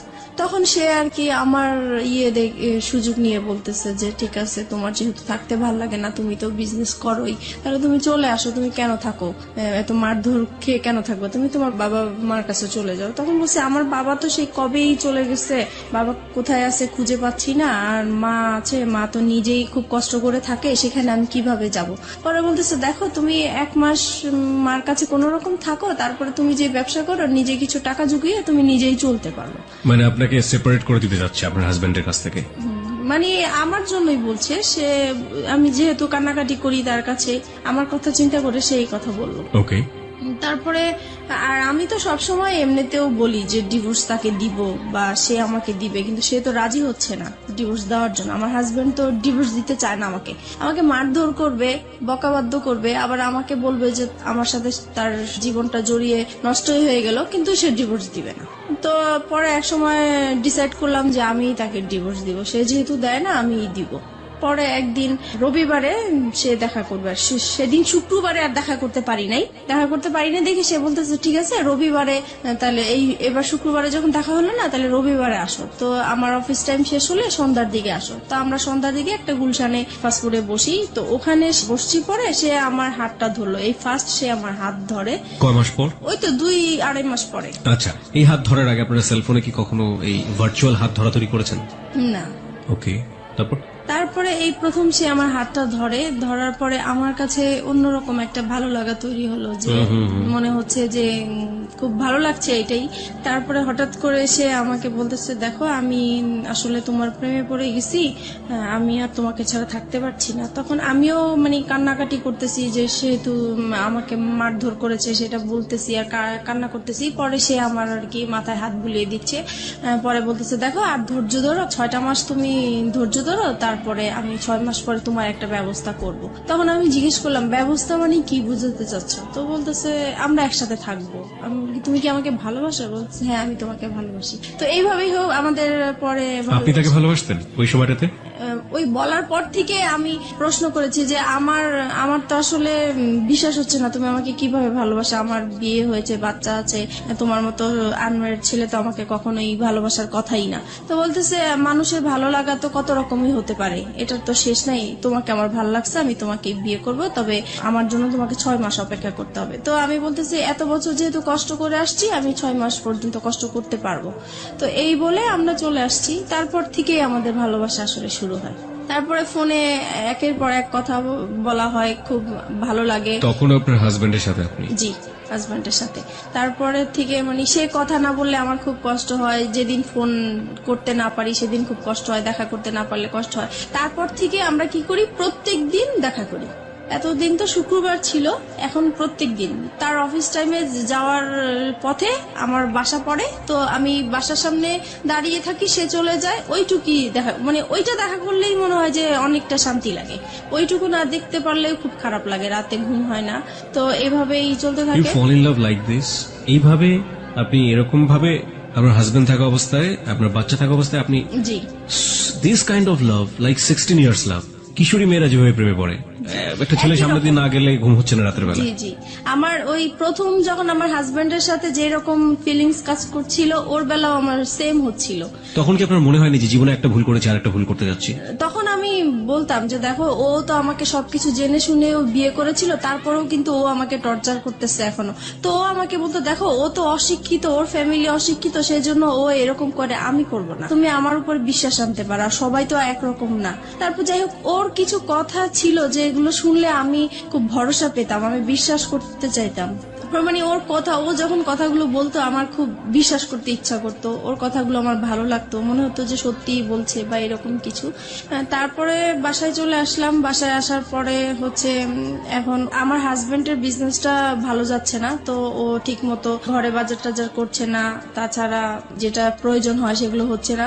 মাঝখানেও বলতেছি কি যে বাসাটা ছেড়ে দিব, বাসাটা এত ভাড়া আমি বয়ে নিতে পারছি না, আমার খুব কষ্ট হচ্ছে, আমি বাসাটা ছেড়ে দিব। তখন আমি বলতেছি এত সুন্দর বাসা, আমরা তো পাওয়া যাবে না, তো এটাই থাকি না, কষ্ট টষ্ট করে থাকি, দরকার হলে আমরা একটা রুম সাবলেট ভাড়া দিই, তবু এখানে থাকি, এখানে সবকিছু ফ্যাসিলিটি ভালো, এখানেই থাকবো। ওর কথা হলো না, এখান থেকে যেতেই হবে, কারণ আমার খুবই সমস্যা। তো যাই হোক, আমার আর ওই জায়গাটা আমি ছাড়তে চাচ্ছিলাম না। কেন? কারণ আমার যে বিজনেসটা ওই জায়গার মধ্যেই, ওখানে আমার খুব ভালো হতো বিজনেসের জন্য। এখন ও চলে যাবে হচ্ছে অন্য জায়গায় চলে যেতে চাচ্ছে, ওই জায়গাটা আমার পছন্দ না, তাই আমি যাব না। এগুলো নিয়ে আবার সেই ঝগড়াঝাটি হয়। পরে এক সময় আমি তাকে খুব মানে কড়া করে বলি যে যদি তুমি এই বাসা ছাড়ো তাহলে আমাকে ছাড়তে হবে, আর যদি আমাকে না ছাড়ো তাহলে বাসা এটা ছাড়া যাবে না। তো এখন ও কি করবে বুঝতেছে না, এখন ও ওর কথাই রাখলো যে না, বাসা ছেড়েই দিব। পরে যাই হোক, বাসা ছেড়ে দিছে। বাসা ছেড়ে দেওয়ার পরে দেখি যে লোকজন আসতেছে বাসা নেওয়ার জন্য, দেখার জন্য। তখন আমার খুব খারাপ লাগলো যে আমি বললাম কথাটা, আমার কথাটা সে রাখলো না। আমি তো তার কাছ থেকে এমন কিছু আশা করিনি, বাসাটা বলছি। তখন সে বাসাটা ছেড়ে দিছে। পরে আমি তাকে বললাম, দেখো বাসা এখনো সময় আছে, তুমি বাসাটা আবার বাড়িওয়ালার কাছ থেকে সময় নিয়ে নাও, নাহলে কিন্তু আমি সত্যি সত্যি এবার চলে যাব। সে বলতেছে তুমি চলে গেলে চলে যাও, আমার কোনো সমস্যা নেই, তোমার মতো মেয়ে আমার দরকার নেই। তখন আমি আর কি মানে ডিসাইড করলাম যে না, আমি আসলেই চলে যাবো, এখান থেকে থাকবো না। যেহেতু এখানে আমার একটা বিজনেসের একটা রাস্তা হয়েছে, সেটাই যদি বন্ধ হয়ে যায় তাহলে আমার ওর সাথে থাকার কি দরকার। আমি তো এই বিজনেসটা নিয়েই আসি, কারণ আমার সংসারে অশান্তি। আমি বিজনেসটা, আমি এই কাজে ব্যস্ত থাকি, আমার যাও একটু ভালো লাগে, আর তার সাথে ফোনে কথা বলি, দেখা করি, এই আমার ভালো লাগা নতুন সৃষ্টি হয়েছে, এটা কেন নষ্ট হবে। তো এই কারণে আমি পরে ওই বাসাটা আমাদের জানুয়ারি মাসে ছেড়ে দেয়। তারপরে আমি চলে যাব বলে আমার জিনিসপত্র গুছাতে থাকি। তো সেও আমার জিনিসগুলো গুছানোর জন্য হেল্প করে। সে এমনকি আমার জিনিসগুলো মানে একটা ভ্যানে উঠিয়ে আমার বাবা বাড়ির দিকে পৌঁছিয়ে দিচ্ছে। তো আমার কথা হলো, সে যদি আমাকে আটকাই রাখতে চায় তাহলে কেন আমার জিনিসগুলো আলাদা করে দিবে, কেন আমাকে যাওয়ার জন্য সাহায্য করছে? নিশ্চয়ই সেও চায় আমি চলে যাই, সে আমাকে কোনো বাধা দেয় নাই। আমি এইভাবে বাবার বাড়ি চলে আসছি। এখন বাবার বাড়ি মানে মার বাসায় চলে আসছি। এখন মার বাসায় আসাতে এখন সে পরে আমার মার কাছে এসে বলতেছে যে আপনার মেয়েকে আপনি জায়গা দিচ্ছেন, আপনার মেয়ে কিন্তু আমাকে ছেড়ে চলে আসছে, এখন আমি আপনাদের নামে কেস করব, আপনার মেয়ে আমার যত টাকা পয়সা গয়নাগাটি সবকিছু নিয়ে চলে আসছে, আমি আপনাকেও জড়াই দিব আপনি যদি আপনার মেয়েকে জায়গা দেন। এখন মা তো মানে প্রচুর রাগারাগি করতেছে আমার উপরে যে তোমরা নিজেরা কাজ করে এখন আমার উপরে বিপদ ফেলতেছো, এখন এই লোক তো ভালো না, সে যেটা বলে সেটাই করবে, এখন আমি কি করব? আমার তোমার বাবা নাই, তোমার একটা বড় ভাই নাই, আমাদের কোনো গার্ডিয়ান নাই, তাহলে এখন কে দেখবে আমাকে? এখন তুমি আমার বাসায় থাকতে পারবে না। তো এখন থাকতে পারবে না, এখন আমি কোথায় যাব? ওকে ছেড়ে আসছি, এখন আমার যাওয়ার জায়গা নাই, যেহেতু আমাদের কোনো রিলেটিভও নাই। তো কি করব আমি? পরে আমি ওকে ফোন দিলাম, আমি যার সাথে ভালোবাসার সম্পর্ক হয়েছে আমি তাকে ফোন দিয়েছি। ফোন দেওয়ার পরে ওকে বললাম যে দেখো আমার এখন কি করা উচিত, আমি তো বুঝতেছি না, এখন মার বাসায় চলে আসছি, এখন মাও আমাকে রাখতে চাচ্ছে না। তো ও বলতেছে যে তাহলে তুমি এক কাজ করো, তুমি একটা বাসা নাও। পরে আমি বলতেছি বাসা নিব তো আমি টাকা কোথায় পাবো, আমি ভাড়া কোত্থেকে দিবে, এই মুহূর্তে তো আমার হাতে কোনো টাকা পয়সাই নেই। পরে বলতেছে ঠিক আছে সেটা আমি দেখবো, তুমি আগে খোঁজো বাসা। তারপরে আমি হচ্ছে সাবলেটের মধ্যে বাসা খুঁজতে গেলাম ওখানে। তো ওখানে গিয়েছি, সবাই জিজ্ঞেস করে আপনি কি করেন? তো আমি বলেছি যে পড়াশোনা করি, কারণ বিয়ে হয়েছে এগুলো আমি বলি নাই, সবকিছু লুকিয়ে গিয়েছি। তো বলতেছে যে একা একটা মেয়েকে তো আমরা বাসা ভাড়া দিতে পারি না, হয় হাজবেন্ড। একা কেন নেবেন? কারণ আপনার সঙ্গে তো আপনার সন্তান আছে, সন্তান আপনার হাজবেন্ডের কাছে, সন্তানদেরকে রেখে চলে আসছি, আপনার হাজবেন্ডের কাছে আপনার সন্তান। ওকে ফাইন, হ্যাঁ তারপর বলেন। তারপরে যেটা হচ্ছে যে এখন কেউ আমাকে একা বাসা ভাড়া দিতে চাচ্ছে না। তারপরে আমি আবার তাকে ফোন দিই, রাসেলকে ফোন দিচ্ছি যে দেখো আমাকে তো কেউ একা বাসা ভাড়া দিতে চাচ্ছে না। তখন সে বললো যে ঠিক আছে তাহলে তুমি বলো যে তোমার বিয়ে হয়েছে কিন্তু তোমার হাজবেন্ডের বাড়ি এখনো মেনে নিচ্ছে না, তাই হাজবেন্ড মাঝে মাঝে আসবে, তুমি আপাতত একাই থাকবে। পরে এই কথার ভিত্তিতেই আমি আবার গেলাম, তারপরে একটা বাসা পেয়েও গেছি। তারপরে ওখানে উঠলাম, সবকিছু নিয়ে ওখানে উঠলাম, মাকেও বললাম যে আমি এরকম এরকম জায়গায় বাসা নিয়েছি, কিন্তু বাসাটা চিনাইনি, জাস্ট বলেছি যে এখানে বাসা নিয়েছি। তারপরে যাই হোক মার কাছ থেকে চলে আসছি ওখানে। তারপরে মার প্রতি তো একটু রাগ আছেই যে আমাকে জায়গা দিল না। তারপরে এখন যেহেতু রাসেলকে হাজবেন্ড হিসাবে পরিচয় করিয়ে দিয়েছি আমি ওখানে, আর এতদিন আমরা বাইরে বাইরে ঘুরতাম, তো এখন মনে হয়েছে নিজের কাছে যে এখন যেহেতু নিজেদের বাসা হয়েছে, কেউ এখন আসবে না, কেউ জানবে না, আর সবাই জানে হাজবেন্ড, তাহলে বাসায় আসলে সমস্যা কি? তারপরে আমার এই বাসায় আসা শুরু হলো রাসেলের। জি, রাসেলের। প্রিয় শ্রোতা, আমরা এই জায়গাটায় ছোট্ট একটা বিরতি নিচ্ছি। ভুল এবং অপ্রিয় সত্যের একেবারে মাঝ নদী যদি বলি, একটা নদী, সেটার মাঝ নদীতে নৌকা ডুবছে, সেরকম একটা জায়গাতে আমরা রয়েছি এই মুহূর্তে। হাজবেন্ড আছে, সন্তান আছে, নিজের ব্যবসা আছে এবং ফ্যামিলি আছে। সবকিছুর পরেও নিজের মনের ক্ষুধা এবং ভালোবাসার জায়গাটাতে, এবং যে ভালোবাসা এথিক্যাল পয়েন্ট অফ ভিউ থেকে পাপ বা অনৈতিক, সেই রকম একটা জায়গাতে জেনে শুনে বুঝে লম্বা একটা সময় ধরে এরকম একটা ভুল, যা একেবারেই মানা যায় না। কিন্তু কথা হচ্ছে, সে তো ভুল করেছে কিংবা অপরাধ করেছে, সে কারণেই সে কিন্তু যাহা বলিব সত্য বলিবতে এসছে। এরকম ভুল এবং অপরাধের মধ্যে যারা আছেন, তাদের জন্যই কিন্তু আজকের এই মিতা। প্রিয় শ্রোতা, আমরা ছোট্ট একটা বিরতি নিতে চাই, ঠিক 4 মিনিটের বিজ্ঞাপন বিরতি। এরপরে আমরা আবারও ফিরে আসছি যাহা বলিব সত্য বলিবতে। রাসেলের আপনার বাসায় আসা খুব বেশি সহজ হয়ে গেল, এবং রাসেলকে আপনি পরিচয়ও করিয়ে দিলেন যে ইনি হচ্ছে আপনার হাজবেন্ড। তার আগ পর্যন্ত রাসেলকে আপনি কতটুকু চিনতেন অ্যাজ এ হিউম্যান বিং হিসেবে, তার পরিবার সম্পর্কে এবং তার বাসা কোথায়, কি অবস্থা, ডিটেল কিছু জানতেন? তার বাসা কোথায় সেটা জানতাম, কিন্তু ওনার পরিবারের কারোর সাথেই আমার কখনোই কথা হয় নাই, ইভেন দেখাও হয় নাই। উনি যে কারণটা দেখাতো যে তোমার বিয়ে হয়েছে, বাচ্চা হয়েছে, এই মুহূর্তে যদি আমি কারোর সাথে পরিচয় করিয়ে দেই, তাহলে আমাদের সম্পর্কটা আর কন্টিনিউ করতে দিবে না, এখানেই স্টপ হয়ে যেতে হবে, তখন তুমিও কষ্ট পাবো, আমিও কষ্ট পাবো, আমরা এইভাবেই লুকিয়ে থাকি, যখন হয়ে যাবে তখন আমরা সবাইকে জানাবো। এবং এগুলো আপনি অন্ধের মতো বিশ্বাস করতেন? জি। তারপরে যেটা হচ্ছে যে এখন সে প্রত্যেক দিন বিকেল বেলায় আমার বাসায় আসে, অফিস শেষ করে বাসায় আসে, 8টার দিকে চলে যায়, এভাবেই কন্টিনিউ করতে থাকি আমরা। তারপরে এক সময় সে বলতেছে, আচ্ছা তুমি তো তোমার হাজবেন্ডকে ডিভোর্স দাও নাই, তাহলে এখন যদি এই বিষয়টা কারোর সামনে আমাদের প্রকাশ হয়ে যায়, তাহলে তো তুমিও এখানে বিপদে পড়বে, আমিও বিপদে পড়বো, তোমার তো ডিভোর্স দেওয়া উচিত। তখন আমি হচ্ছে ডিভোর্স দিতে তো টাকা লাগে, এখন আমার কাছে টাকা নাই, তো বলতেছে তুমি কারো কাছ থেকে এখন টাকা পয়সা আনো, আমি দিয়ে দিব। তো আমি আমার বোনের কাছে গেলাম, তো ওকে বললাম যে আমাকে কিছু টাকা পয়সা লোন দে, আমি ডিভোর্স দিয়ে তারপরে পরে আমি তোকে দিয়ে দিব। তো ও আমাকে টাকাটা দিল, দেওয়ার পরে আমি ডিভোর্স দিতে যাব, একটা অ্যাডভোকেটের সাথে কথা হয়েছে আমার। তো সেই মুহূর্তে আমার হাজবেন্ড আমাকে ফোন দিয়েছে, ফোন দিয়ে বলতেছে তুমি তো চলে গেছো বাচ্চাদেরকে রেখে, এখন ওদেরকে তো আমি সামলাতে পারছি না, কান্নাকাটি করছে, তুমি আসো। তো আমি বলছি, আসো মানে আমি তো চলেই গেছি একেবারে, আসবো আবার কোত্থেকে, আমি আর আসবো না। আপনার ওই সময় আপনার বাচ্চার কথা মনে পড়তো না? টু বি অনেস্ট, বাচ্চার কথা মনে পড়তো, কষ্ট লাগতো, কিন্তু মনে হতো যে সব সময় যে আমি আগে সেভ হয়ে নেই, তারপরে আমি একটা সময় আমার বেবিদেরকে আমি আমার কাছে নিয়ে আসবো। তারপরে হচ্ছে পরে আমি বলতেছি, ওকে বলছি যে আমি তো তোমাকে ডিভোর্স দিব, আমি আর আসবো না তোমার কাছে। তখন সে আমাকে বলতেছে, দেখো তুমি এতদিন যেহেতু কষ্ট করেছো, আর কয়টা দিন কষ্ট করো, আমার মেয়েটার তো ফাইনাল এক্সাম, এই এক্সামটা শেষ হোক, তারপরে তুমি আমাকে ডিভোর্স দাও। তো আমি রাজি হয়ে গেছি। রাসেল তারপরে এটা এগ্রি করে নিচ্ছে তার জায়গা থেকে। জি। ইজ ইট প্লেটোনিক লাভ? প্রথম কথা হচ্ছে, লাভ তো ব্লাইন্ড। আপনারা যখন কমিটমেন্টের জায়গাটায় চলে গেছেন যে আপনারা বিয়ে করবেন বা অমুক জায়গায় করবেন, তখন কোনোভাবেই রাসেলের জায়গাটা থেকে এটা আসা কোনোভাবেই সম্ভব ছিল না। রাসেল যেটা পারমিশন দিচ্ছে সেটা হচ্ছে আপনার সাথে আপনার হাজবেন্ডের কিছুটা সময় স্পেন্ড করা। আলটিমেটলি তো এটাই। এটা যদি আপনাকে লাভ করে থাকে, সেটা কিভাবে সম্ভব? ওকে ফাইন, আমি জানি না, বাট আমার কাছ থেকে যেটা মনে হয় ব্যক্তিগত জায়গা থেকে, if it is really love, then এটা সম্ভব ছিল। যাই হোক, কি হয়েছে না হয়েছে আমরা সামনের দিকে একটু যাই, কিন্তু খুব কনফিউজ হয়ে যাচ্ছে। তারপরে যেটা হয় হচ্ছে আমি আসা যাওয়া করতে থাকি আমার হাজবেন্ডের বাসায়। তারপরে এক সময় সে আসলে এটা একটা চালাকি করে আমার সাথে এই কাজটা করেছে।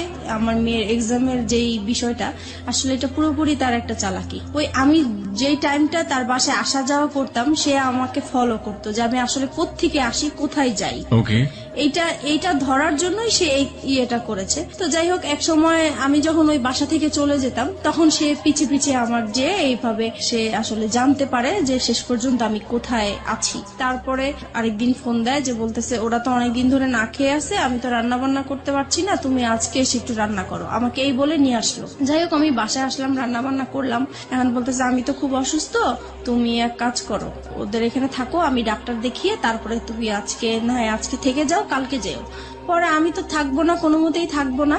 পরে বলতেছে, না তোমাকে আজকে থাকতেই হবে। তো যাই হোক, আমি সেদিন রাতে ছিলাম। পরে এখানে কি হয়েছে, আমার ফোন থেকে আমার হাজবেন্ডের ফোনে ডাইভার্ট করা হয়, যেটা মানে আমার ফোনে যে কলগুলো আসবে সেটা ও টের পাবে, SMS যেটা আসে সেটা টের পাবে। ও এরকম একটা মানে কাজ করেছে। তো আমার ফোনে কখন ফোন আসে, কখন কি হয়, সেটা ও টের পায়, কিন্তু আমি এটা বুঝতে পারিনি এই বিষয়টা। এভাবে আসলে পরে রাসেলের নাম্বার জেনে গেছে ও, ট্র্যাকিং করেছে আপনাকে। জি। তো সেদিন রাতে আমাকে থাকতে বলেছে। তো সেই দিন হচ্ছে ও হসপিটাল থেকে আসছে, আসার পরে আমাকে বলতেছে যে আমার সাথে এখন তোমার ইয়ে করতে হবে, মানে ওকে, সে তার স্বামীর সম্পর্ক হ্যাঁ। অধিকার চেয়েছে। হ্যাঁ। তারপরে আমি বলতেছি যে না, আপনার সাথে তো আমি এটা করব না, কারণ আপনি আপনি করে বলা শুরু করেছেন তখন? তখন আপনি করেই বলতাম। তারপরে বলতেছি যে না, আমি তো আপনার সাথে এই কাজ করতে পারবো না। তখন বলছে কেন করতে পারবো না, তুমি এখন পর্যন্ত আমার ওয়াইফ। পরে আমি বলেছি যে না, আমি করব না তো করবোই না। এখন করব না দেখে সে আমাকে প্রচুর মারধর করলো, যে মশা মারে যে ব্যাট গুলো আছে সেই ব্যাট দিয়ে আমাকে পুরো ব্যাটটা ভেঙে ফেলে আমার শরীরের উপরে। পরে আমার নখ উল্টে যায়, আমার শরীর থেকে রক্ত পড়তে থাকে টপ টপ করে, অনেক মারলো। তারপরে আমাকে বলতেছে যে তুই কোথায় কি করিস, কোথায় থাকিস, সবকিছুই আমি জানি। নাও কাম টু দ্য পয়েন্ট। এতদিন তুই আমাকে এই আমার সাথে কোনো শারীরিক সম্পর্ক করিসনি, সেটার কারণটা আমি এখন খুঁজে পাইছি। তোর বাইরেই চাহিদা মিটে আসিস, এখন আমি বুঝতে পারছি। আজকের পর থেকে তুই এই ঘর থেকে কোথাও বের হইতে পারবি না, তুই এখানেই থাকবি। আমি তো প্রচুর কান্নাকাটি করতেছি, আমার কান্নাকাটি দেখে আমার বাচ্চারা ভয় পেয়ে গেছে, ওরাও কান্নাকাটি করতেছে। তারপর আমি বলতেছি যে এখন আমাকে যেতে দেন, নাহলে যে কোনো বিপদ হবে। পরে বলতেছে যে না, তোকে আমি যাইতে দিব না, তোকে আমি আটকায় রাখবো। আমার মোবাইল, আমার পার্স সবকিছু লক করে দিয়ে, আমাকে পর্যন্ত লক করে দিয়ে সে কোথায় কোথায় জানি 2 দিন ঘুরে আসলো। আমাকে 2 দিন পর্যন্ত বাসায় লক করে রাখছে। আমি এদিক দিয়ে রাসেলের সাথে যোগাযোগ করতে পারছি না, কারোর সাথে যোগাযোগ করতে পারছি না। পরে 2 দিন পরে আমি বললাম যে আজকে যদি আমাকে বের হইতে না দেন তাহলে যে কোনো বিপদ আপনার হবে। আর আমার মেয়েটা বলতেছে বাবা বাবা মাকে যেতে দাও, আর মাকে মেরো না, মাকে যেতে দাও, মা যেখানে ভালো লাগে মা সেখানেই চলে যাক, তুমি মাকে আর মেরো না। তো আমার মেয়ের কথা শুনে সে আমাকে ছেড়ে দিল। তারপরে আমার মোবাইল, আমার পার্স দিল, আমি চলে আসলাম। চলে আসছি, এই ফাঁকে সে কি করেছে, এই যে 2টা দিন সে যে বাইরে ছিল, সেই 2টা দিন হচ্ছে যে আমি যেই বাসায় ছিলাম সেই বাসায় এসে সে সবকিছু দেখিয়েছে। আমার বাচ্চা আছে, আমার বিয়ে হয়েছে তার সাথে, সবকিছু তাদেরকে দেখিয়ে বলছে যে সে এখন পরকীয়া করে এই লোকটার সাথে এখন থাকতেছে, আপনারা যদি আমাকে হেল্প করেন তাহলে আমি তাদেরকে একসাথে ধরতে চাই। তো আমার যেই বাসায় আমি ভাড়া নিয়েছি সেই বাড়িওয়ালার ওই এলাকার কিছু বকাটে ছেলেদেরকে হাতে করেছে। তারপরে হচ্ছে আমি বলতেছে যে ও যখনই আপনার বাসায় আসবে সাথে সাথে আমাকে ফোন দিবেন, আমি চলে আসব।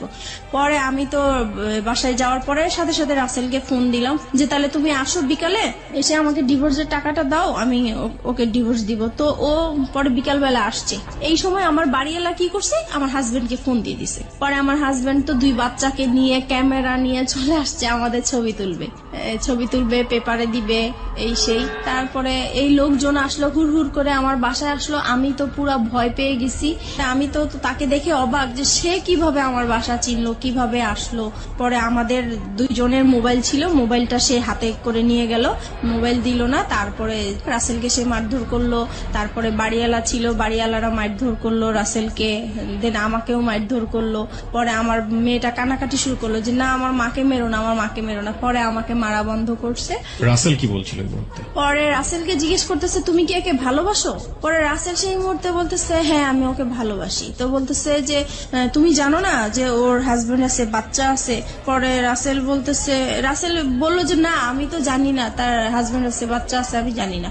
এটা কেমন করে হয়? তুমি তার সাথে হাজবেন্ডের মতো ছিলা, তুমি তার দেখেও তো মানুষ বুঝতে পারে যে তার বিয়ে হয়েছে কিনা, বাচ্চা হয়েছে কিনা। পরে বললো যে হ্যাঁ আমি দেখেছি। তখন বলে এই তো তুমি 2 রকম কথা বলতেছো।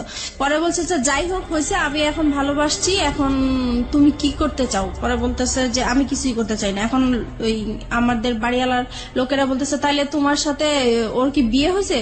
এখন আমি বলতেছি হ্যাঁ আমাদের বিয়ে হয়েছে। কাদের বিয়ে হয়েছে? আপনার এবং রাসেলের? রাসেলের, কারণ আমি এখান থেকে বাঁচার জন্য বলতে চেয়েছি। আপনি বললেন যে রাসেলের সাথে আপনার বিয়ে হয়ে গেছে, মানে আপনার এক একজন এক এক রকমের কথা বলতেছেন, দিকবিদিক হারা যাকে বলে। জি। তারপর মানে ওই মুহূর্তে কি বলবো, কি বললে বাঁচতে পারবো, এটা আসলে বুঝতে পারছি এবং না। সবকিছু হচ্ছে আপনার ছেলে মেয়েদের সামনে। জি। আপনার মেয়ের বয়স কত তখন? আর তখন আমার মেয়ের বয়স 9 বছর। কোন ক্লাসে পড়ে? তখন সে কেজি 1-এ পড়ে। ও তো মোটামুটি বোঝে তাহলে কি হচ্ছে। এবং আপনার ছেলে? আমার ছেলে তখন 2.5 বছরের। তারপরে হচ্ছে রাসেলকে জিজ্ঞেস করতেছে তোমরা কি বিয়ে করেছো? পরে আমি বলছি যে হ্যাঁ আমরা বিয়ে করেছি। তো বলছে বিয়ে করেছো তো কাগজপত্র দেখাও। তো বলছে কাগজপত্র তার সাথে নিয়ে ঘুরি না, কাগজপত্র অন্য জায়গায় আছে, আমরা পরে দেখাতে পারবো। পরে বলতেছে না এখনই দেখাইতে হবে। তো বলছে এখন তো দেখানো সম্ভব না। পরে বললো যে তুমি তোমার হাজবেন্ডকে ডিভোর্স দিছো? আমি বলছি না, ডিভোর্স দেইনি। পরে তাহলে এটা কেমন বিয়ে? ডিভোর্স দাও নাই, বিয়ে? এটা তো বিয়ে হয়নি আসলে। পরে যাই হোক এইভাবে মানে তর্ক বিতর্ক হতেই থাকে। থাকে। পরে আমার হাজবেন্ড আবার এই দিক দিয়ে কি করেছে, আমার বোন আমার মাকে ফোন দিয়ে জানিয়েছে যে আপনার মেয়ে অ্যাক্সিডেন্ট করেছে, সে মারাই গেছে, এই কথা বলেছে। না তো আমার মা বোন তো আসবে না, এরকম ঝামেলার মধ্যে কখনোই আসবে না। তো এরা তো মারা গেছে শুনে মানে তারাও খুব অস্থির হয়েছিল। তারপরে তারা আসছে, এসে দেখে তো এই কাহিনী। পরে তো আমার বোন ওখানে সবার সামনে বোনের জামাই অপমান করলো যে তুমি এই টাইপের হতে পারবা, আমার বড় বোন হয়ে এরকম একটা কাজ করলা, কখনোই ভাবতে পারি নাই। তারপরে আমার বোনের জামাই যেটা মানে বুদ্ধি করলো যে এখন এখান থেকে বাঁচাতে হবে, এখন কিভাবে বাঁচানো যায়। তো বলছে যে এখন আমরা বিচার করব, হয় দুইজনকে পুলিশে দিব আর নয়তো বিয়ে দিয়ে দিব। এখন রাসেল বলতেছে না আমি ওকে বিয়ে করব না। পরে বলতেছে কেন বিয়ে করবেন না, আপনার ভালোবাসছেন, এতদিন ছিলেন, কেন বিয়ে করবেন না।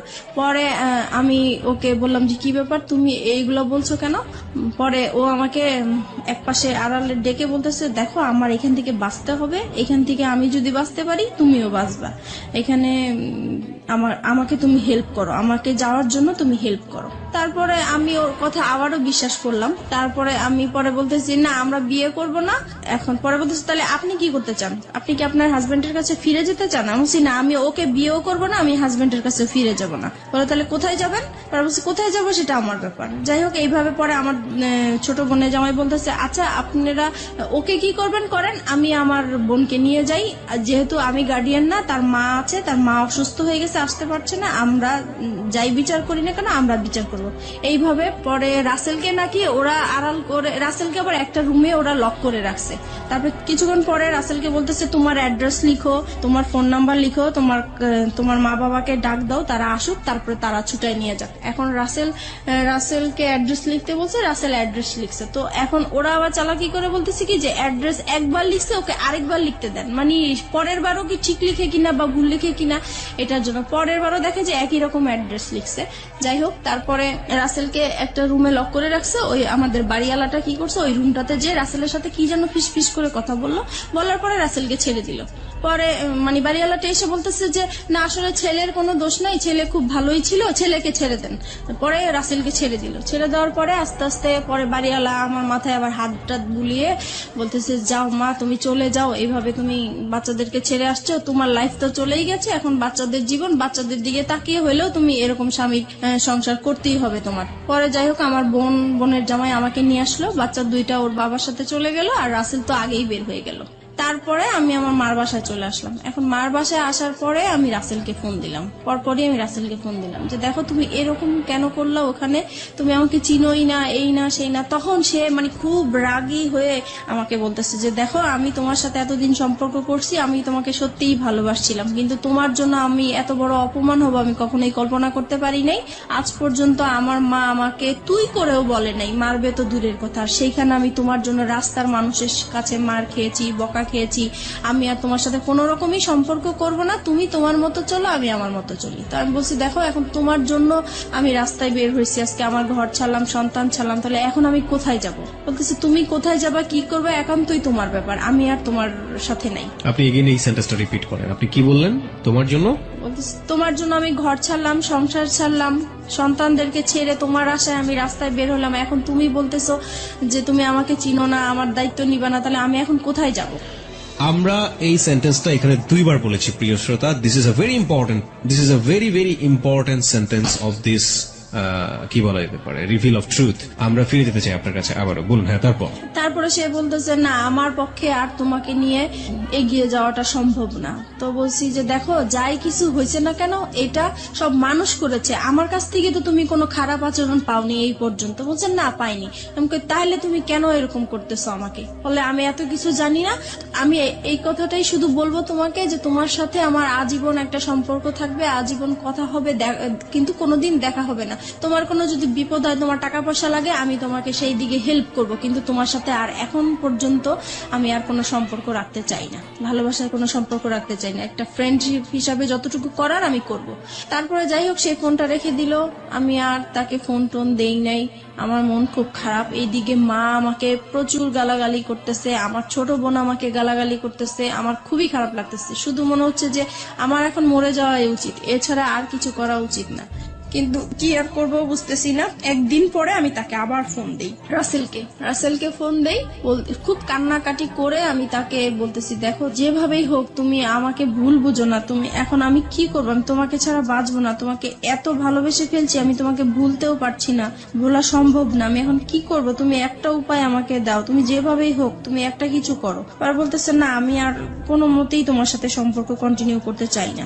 অনেক বুঝিয়েছি, সে কোনোভাবেই কিছু করবে না। যাই হোক আমি পরে কি করব, বাসায় এইভাবেই আসি। মা আমাকে বলতেছে যে তুমি এখন আমার ঘর থেকে বের হয়ে যাও, তোমার মতো মেয়ে আমার দরকার নাই। যেখানে আমাদের এই এলাকার মধ্যে কোনোদিন কেউ একটা খারাপ কথা বলতে পারে নাই, আজকে তোমার জন্য এলাকা তোমার হাজবেন্ড যখন আইসা বলছে যে তুমি মারা গেছো, আমি রাস্তায় ছিলাম, সেই রাস্তার মধ্যে আমি অজ্ঞান হয়ে পড়ে গেছি, সেখানে মানুষজন জিজ্ঞেস করছে কেন এরকম হয়েছে, সবাই জেনে গেছে, এখন আমি এই মুখ আমি কিভাবে দেখাবো, তোমার জন্য আজকে আমি এত অপমান হলাম, আমি তোমার মতো মেয়ে আমার দরকার নেই, এরকম বললো। পরে এখন আমি ভাবছি কি মার রাগ উঠেছে, হয়তো বা রাগ কমে গেলে পরে ঠিক হয়ে যাবে, কিন্তু না, একদিন দুদিন হয়ে গেল সে আমার সাথে কোনো কথাও বলে না, আমি খেয়েছি কিনা সেটাও জিজ্ঞেস করে না। পরে আমার কাছে খুবই খারাপ লাগলো। পরের দিন সকালবেলা সে কি করলো, আমার যত জিনিসপত্র আছে সবই সে ঘর থেকে বের করে দিল। এখন আমাকেও বলতেছে যে এখন বের হয়ে যাওয়ার জন্য। পরে শেষ মুহূর্তে আমি আবার রাসেলকে ফোন দিলাম যে দেখো আমি তো মার বাসায় আশ্রয় নিলাম, এখন মাও আমাকে বের করে দিচ্ছে, এখন আমি কি করব? বলে তুমি কি করবে এটা তোমার ব্যাপার, তুমি আজকের পর থেকে আমাকে আর ফোন দিবা না। তারপরে এইভাবে এখন আমি কি করব, পরে শেষ পর্যন্ত আমি আমার হাজবেন্ডকে ফোন দিলাম। এখন চিন্তা করলাম যে আমার তো আর কোথাও যাওয়ার জায়গা নাই, এখন আমার সেইখানে ছাড়া আর কোথাও যাওয়ার জায়গা নাই, কি করব এখন? পরে ওকে ফোন দিলাম, ও বলতেছে যে তুমি এখন কি করতে চাও? এখন বলছি যে আমি আপনার সংসারে ফিরে যেতে চাই। বলছে যে ঠিক আছে তাহলে আসো, তোমার জন্য তো আমার রাস্তা সবসময় খোলা। তখন আমি বলছি যে একটা শর্ত আছে। বলতেছি কি শর্ত? আমি বলছি কি আপনার সাথে আমি মানে যাব, আবার নতুন করে সংসার করব, ঠিক আছে, কিন্তু আমি আপনার সাথে কোনো স্বামী স্ত্রী সম্পর্ক রাখতে পারবো না। পরে বলছে এটা কেমন কথা, মানে হাজবেন্ড ওয়াইফ থাকবো, সবাই জানবে, অথচ তোমার আর আমার মাঝে স্বামী স্ত্রী কোনো সম্পর্কই থাকবে না, এটা তো হবে না। পরে আমি বলছি না, এটা যদি মেনে নেন তাহলে আমি আপনার সংসারে ফিরে যাব, নাহলে যাব। পরে সে বললো যে ঠিক আছে আমি রাজি। এখন সে হুট করে রাজি হয়ে গেল। যাই হোক আমি যে উকিলের কাছে গিয়েছিলাম ডিভোর্সের জন্য, সেখানে যে আবার ক্যান্সেল করলাম, দুইজনে গেলাম, পরামর্শ নিলাম। উকিল বলল যে তোমরা ভালো হয়ে চলো, যে কোনো বিপদ হলে আমাকে আবার ফোন দিও। এত কিছুর পরও আপনার হাজবেন্ড আপনাকে মানলো মেনে নিল। এবং এই মেনে নেওয়াটাকে আপনি ওই মুহূর্তে কি হিসেবে দেখেছেন? ওই মুহূর্তে দেখেছি যে না আসলে সেই ভালো, আমি যত অন্যায় করেছি কিন্তু সে তো আমাকে মেনে এবং নিয়েছে। আপনি এমন একটা কন্ডিশন তাকে দিলেন যেটা কোনো হাজবেন্ডই কখনোই মানবেন না। মানবে না। আপনি সেই কন্ডিশনও সে মেনে নিন এত কিছুর পরে। জি। তারপরে গেলাম। তারপরে যাওয়ার পর থেকে এখন যেটা হয়েছে যে আগে আমি যত তার কাছ থেকে অবহেলা, অত্যাচার, টর্চারিং যা পেয়েছি, এখন দ্বিগুণ সে বেড়ে গেল। এখন সে কথায় কথায় আমাকে বলে এতদিন তো তুই বেটা নিয়েছিলি, এখন কেন এই সেই, মানে বিভিন্ন টাইপের খারাপ ভাষায় গালাগালি করে। তারপরে খুব মারধর, আবারও সেই রকম মারধর। আমার মেয়েটা তখন তো বড় হয়ে গেছে, আমি আমার বাচ্চাদেরকে নিয়ে আলাদা ঘুমাই, সে আলাদা রুমে ঘুমায়। তো সেই মুহূর্তে আমার বাচ্চাদের সামনে এসে সে আমাকে খুব জোর জবরদস্ত করে, সে আমাকে খুব মারধর করে, আবারও সেই আগের মতন মারামারি। রুম হচ্ছে। কয়টা ছিল আপনাদের? একটাই রুম? না, আমাদের রুম ছিল 4টা। বাসা যে বাসায় ভাড়া থাকতেন সে বাসায় 4টা রুম? জি। আপনাদের পার্সোনাল রুম কয়টা টোটাল? আমাদের পার্সোনাল রুম তো একটা। একটাই, মানে ওই রুমের মধ্যেই বাচ্চা কাচ্চা এবং আপনারা থাকতেন? না, আমি আমার বাচ্চাদেরকে নিয়ে থাকতাম আর ও আলাদা রুমে থাকতাম। তার মানে 2টা রুম ছিল আপনাদের? জি। তাহলে এই যে এই কাজগুলো যখন হয় বা এরকম যখন, তখন বাচ্চা কাচ্চাদের সামনে মারধর কেন করবে, বা বাচ্চা কাচ্চাদের সামনেই কেন এই ডিমান্ড গুলো আসবে? সে মানে আমাকে বলতো তার রুমে যাওয়ার জন্য, আমি যেতাম না, তাই তখন আপনার রুমে চলে আসতো? আমার রুমে চলে আসতো। তারপরে যেটা হয়েছে মানে এরকম জোর করতো। একটা সময় আমার বাচ্চারা জাগনা থাকতো, তারপরেও সে জোর জবরদস্ত করতো। আমি তাকে এত বলতাম যে দেখেন আমার বাচ্চাগুলো আছে, ওরা তো বুঝতেছে, কেন আপনি ওদের সামনে এরকম করতেছেন? বলতেছে তুই তো খারাপ হয়ে গেছিস, তুই যে খারাপ এটা ওরা জানার দরকার আছে, ওদের বোঝার দরকার আছে, সেই জন্য এরকম করি। তারপরে থেকে কি হতো, আমি রাতে আর ঘুমাতাম না, আমি সারা রাত জেগে থাকতাম। আমার সারাক্ষণ ভয় করতো যে সে কখন আসে, কখন মারধর করে, তাই ঘুমাতাম না। এক সময় সে আমার বালিশ, আমার কাঁথা এগুলো নিয়ে যেত যেন আমি ঘুমাতে না পারতাম। সে মানে ফ্যান বন্ধ করে রাখতো, লাইট জ্বালায় আপনি এরকম রাখতো। ক্রেজি কেন হয়ে গেলেন? আপনি স্বামী হিসেবে তাকে মানছেন, স্বামীর অধিকার তাকে দিচ্ছেন না কেন? কারণ দিচ্ছি না, আমার শুধুই এটা মনে হচ্ছে যে তার জন্যই আমি আমার রাসেলকে হারালাম। সেই মুহূর্তে রাসেলকে মানে ভুলতে পারছি না, রাসেলের জন্য আমার খুব কষ্ট হচ্ছে। যেখানে প্রত্যেক দিন আমি রাসেলের সাথে দেখা হয়, একদিন দেখা না হলে আমার খুব কষ্ট হয়, সেই মুহূর্তে তার সাথে আমার কথা হচ্ছে না, দেখা হচ্ছে না, আর সে মানে রাসেল আমার সাথে এরকম বিহেভ করলো একমাত্র তার জন্যই, এটা মনে হয়েছিল আমার তখন সেই মুহূর্তে। চলুন আমরা ফিরে যাই মিতার কাছে। মিতা, যে জায়গাটিতে আমরা ছিলাম, আপনি বলছিলেন যে আপনার হাজবেন্ডের সাথে, তখনও তিনি আপনার হাজবেন্ড, যদিও আপনি মন থেকে মানতে পারেন না, আপনার কাছে ওনার স্বামীর অধিকার চাওয়াটাই স্বাভাবিক, সেটা আপনি দিতে পারতেন না। এবং সেখানে খুব সহজ সরল একটা কথা আপনি বলেছিলেন একটু আগে, যেটা অনেকেই স্বীকার করবেন না। The real hard truth is যে ওই ছেলেটা, যে ছেলেটার সাথে আপনার অ্যাডাল্টারি সম্পর্ক, অ্যাডাল্টারি মানে অনেকেই বুঝবেন বাংলাতে হয়তো পরকীয়া বলে এটাকে, ওই অ্যাডাল্টারি সম্পর্কের এক ধরনের লাভ বলতেছেন আপনি সেটাকে, এবং মনে হতো যে ওই ছেলেটাকে তো সরে যাওয়ার পেছনে এই আমার হাজবেন্ডই দায়ী। তারপর হচ্ছে এরকম জোরাজোরি করতে থাকে। একদিন আমি বলেছিলাম যে আসলে আমার মনটা তো খুব খারাপ, আমার শারীরিক অবস্থা খারাপ, মানসিক অবস্থা খারাপ, এর জন্য হচ্ছে না, আমি একটু সুস্থ হয়ে নেই। তো বলতেছে তো কি করা উচিত? তো আমি বলতেছি তাহলে আমার একটু ডাক্তারের কাছে যাওয়া উচিত, মানসিক ডাক্তারের কাছে যাওয়া উচিত। তো সে বলল ঠিক আছে তাহলে যাও তুমি। পরে আমি পিজি হসপিটালে যাই, ওখানে দেখাই একজন বিশেষজ্ঞকে। তারপরে সব কথাই উনাকে বললাম, উনি আমাকে প্রেসক্রিপশন করে দিল, আমাকে নিতে বললো। আমি ওই হসপিটালে গিয়েছিলাম, তো ওখানে জ্যামের জন্য আমি কিছু সময় আর কি ব্যয় হয়েছে আমার, তো আসতে দেরি হচ্ছিল। আমাকে ফোনের উপরে ফোন করে যাচ্ছে, ফোনের উপর ফোন করে যাচ্ছে। তো আমি বলতেছি আমি তো জ্যামে পড়ে আছি, এজন্য আসতে দেরি হয়েছে। পরে যাই হোক বাসায় আসলাম, আসার পরে সে কি করলো, আমাকে টেনে নিয়ে অন্য একটা তার রুমে নিয়ে গেল, নিয়ে যে আমার মানে কাপড় চোপড় যা আছে সব খুলে আমাকে চেক করতে লাগলো। তো আমি বললাম কি ব্যাপার, আপনি এরকম করছেন কেন? বলতেছে তুই এত দেরি করলি কেন, নিশ্চয়ই তুই কারোর সাথে কিছু করে আসছিস, সেটাই আমি চেক করছি। তখন এইভাবে আর কি পরে আরো অশান্তি, সেই দিন আমাকে খুব মারধর করলো। পরে আমি চিন্তা করলাম যে না আমি আর থাকবো না, কিন্তু থাকবো না তো কোথায় যাব বুঝতেছি না। পরে সেদিন রাতে আবার সে কোথায় জানি ছিল, বাসায় আসা নেই। পরে সেদিন রাতে আমি আবার মনে হলো যে আমি একটু রাসেলকে ফোন দিই, একটু ট্রাই করে দেখি আমার। পরে আমার কাছে একটা ফোন ছিল, আমি লুকিয়ে রাখছিলাম ওইটা, আমার তো এমনিতে ফোন টোন সব নিয়ে গেছে। তারপরে যেটা ছিল সেটা আমি লুকিয়ে রাখছি, ওইটা বের করে আমার আলাদা একটা সিম ছিল, ওইটা দিয়ে আমি রাসেলকে ফোন দিয়েছি। পরে ফোন দেওয়ার পরে রাসেল কি করলো, মানে খুব কান্নাকাটি, মানে কান্না কণ্ঠে সে আমার সাথে কথা বললো, আর আমি তো কান্না করতেছি। পরে আমি বলতেছি যে কি ব্যাপার, কেমন আছো? তো সে বলতেছে যে আমি তো ভালো নাই, তোমাকে ছাড়া আমি কিভাবে ভালো থাকবো? তো এটা শুনে আমার আরো বেশি কান্না বলে, কারণ তার প্রতি এখনো আমার ভালোবাসা আছে। তো আমি বলছি কি ব্যাপার, তুমি এরকম কথা বলছো কেন? তোমার জন্যই তো আজকে আমি এখানে চলে আসছি, তুমি কেন এই ধরনের কথা বলতেছে? বলে যে আমি তো তখন বুঝতে পারি নাই, তুমি চলে গেলে আমার এতটা কষ্ট হবে, আমি আসলেই খুব কষ্টে আছি। তো বলছি দেখো আমিও তো কষ্টে আছি, আগে যেরকম যন্ত্রণা করতো তার চাইতে এখন আরো বেশি বেড়ে গেছে, তাই আমি থাকতে পারছি না। পরে বলতেছে তাহলে তুমি এক কাজ করো, তুমি আর একটা মাস থাকো, একটা মাস পরে আমি তোমাকে যে কোনো একটা কিছু করব। তো আমি বলছি দেখো আমার কাছে আমি যদি একটা মাস থাকি তাহলে আমার এখানে লাশ বের হবে, আমি আর থাকবো না, ও যেভাবে আমাকে টর্চার করতেছে। পরে বলতেছে তাহলে তুমি কি করতে চাও? এখন আমি বলছি কি দেখো আমি ওকে আজকেই বের হয়ে যেতে চাই, বের হয়ে ওকে আমি একটা ডিভোর্স দিয়ে দিব সাথে সাথেই।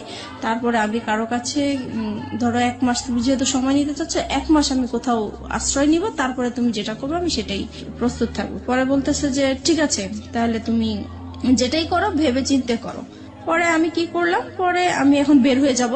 পরের দিন চিন্তা করছি, কাপড় চোপড় নিয়েছি, মানে পরেছি।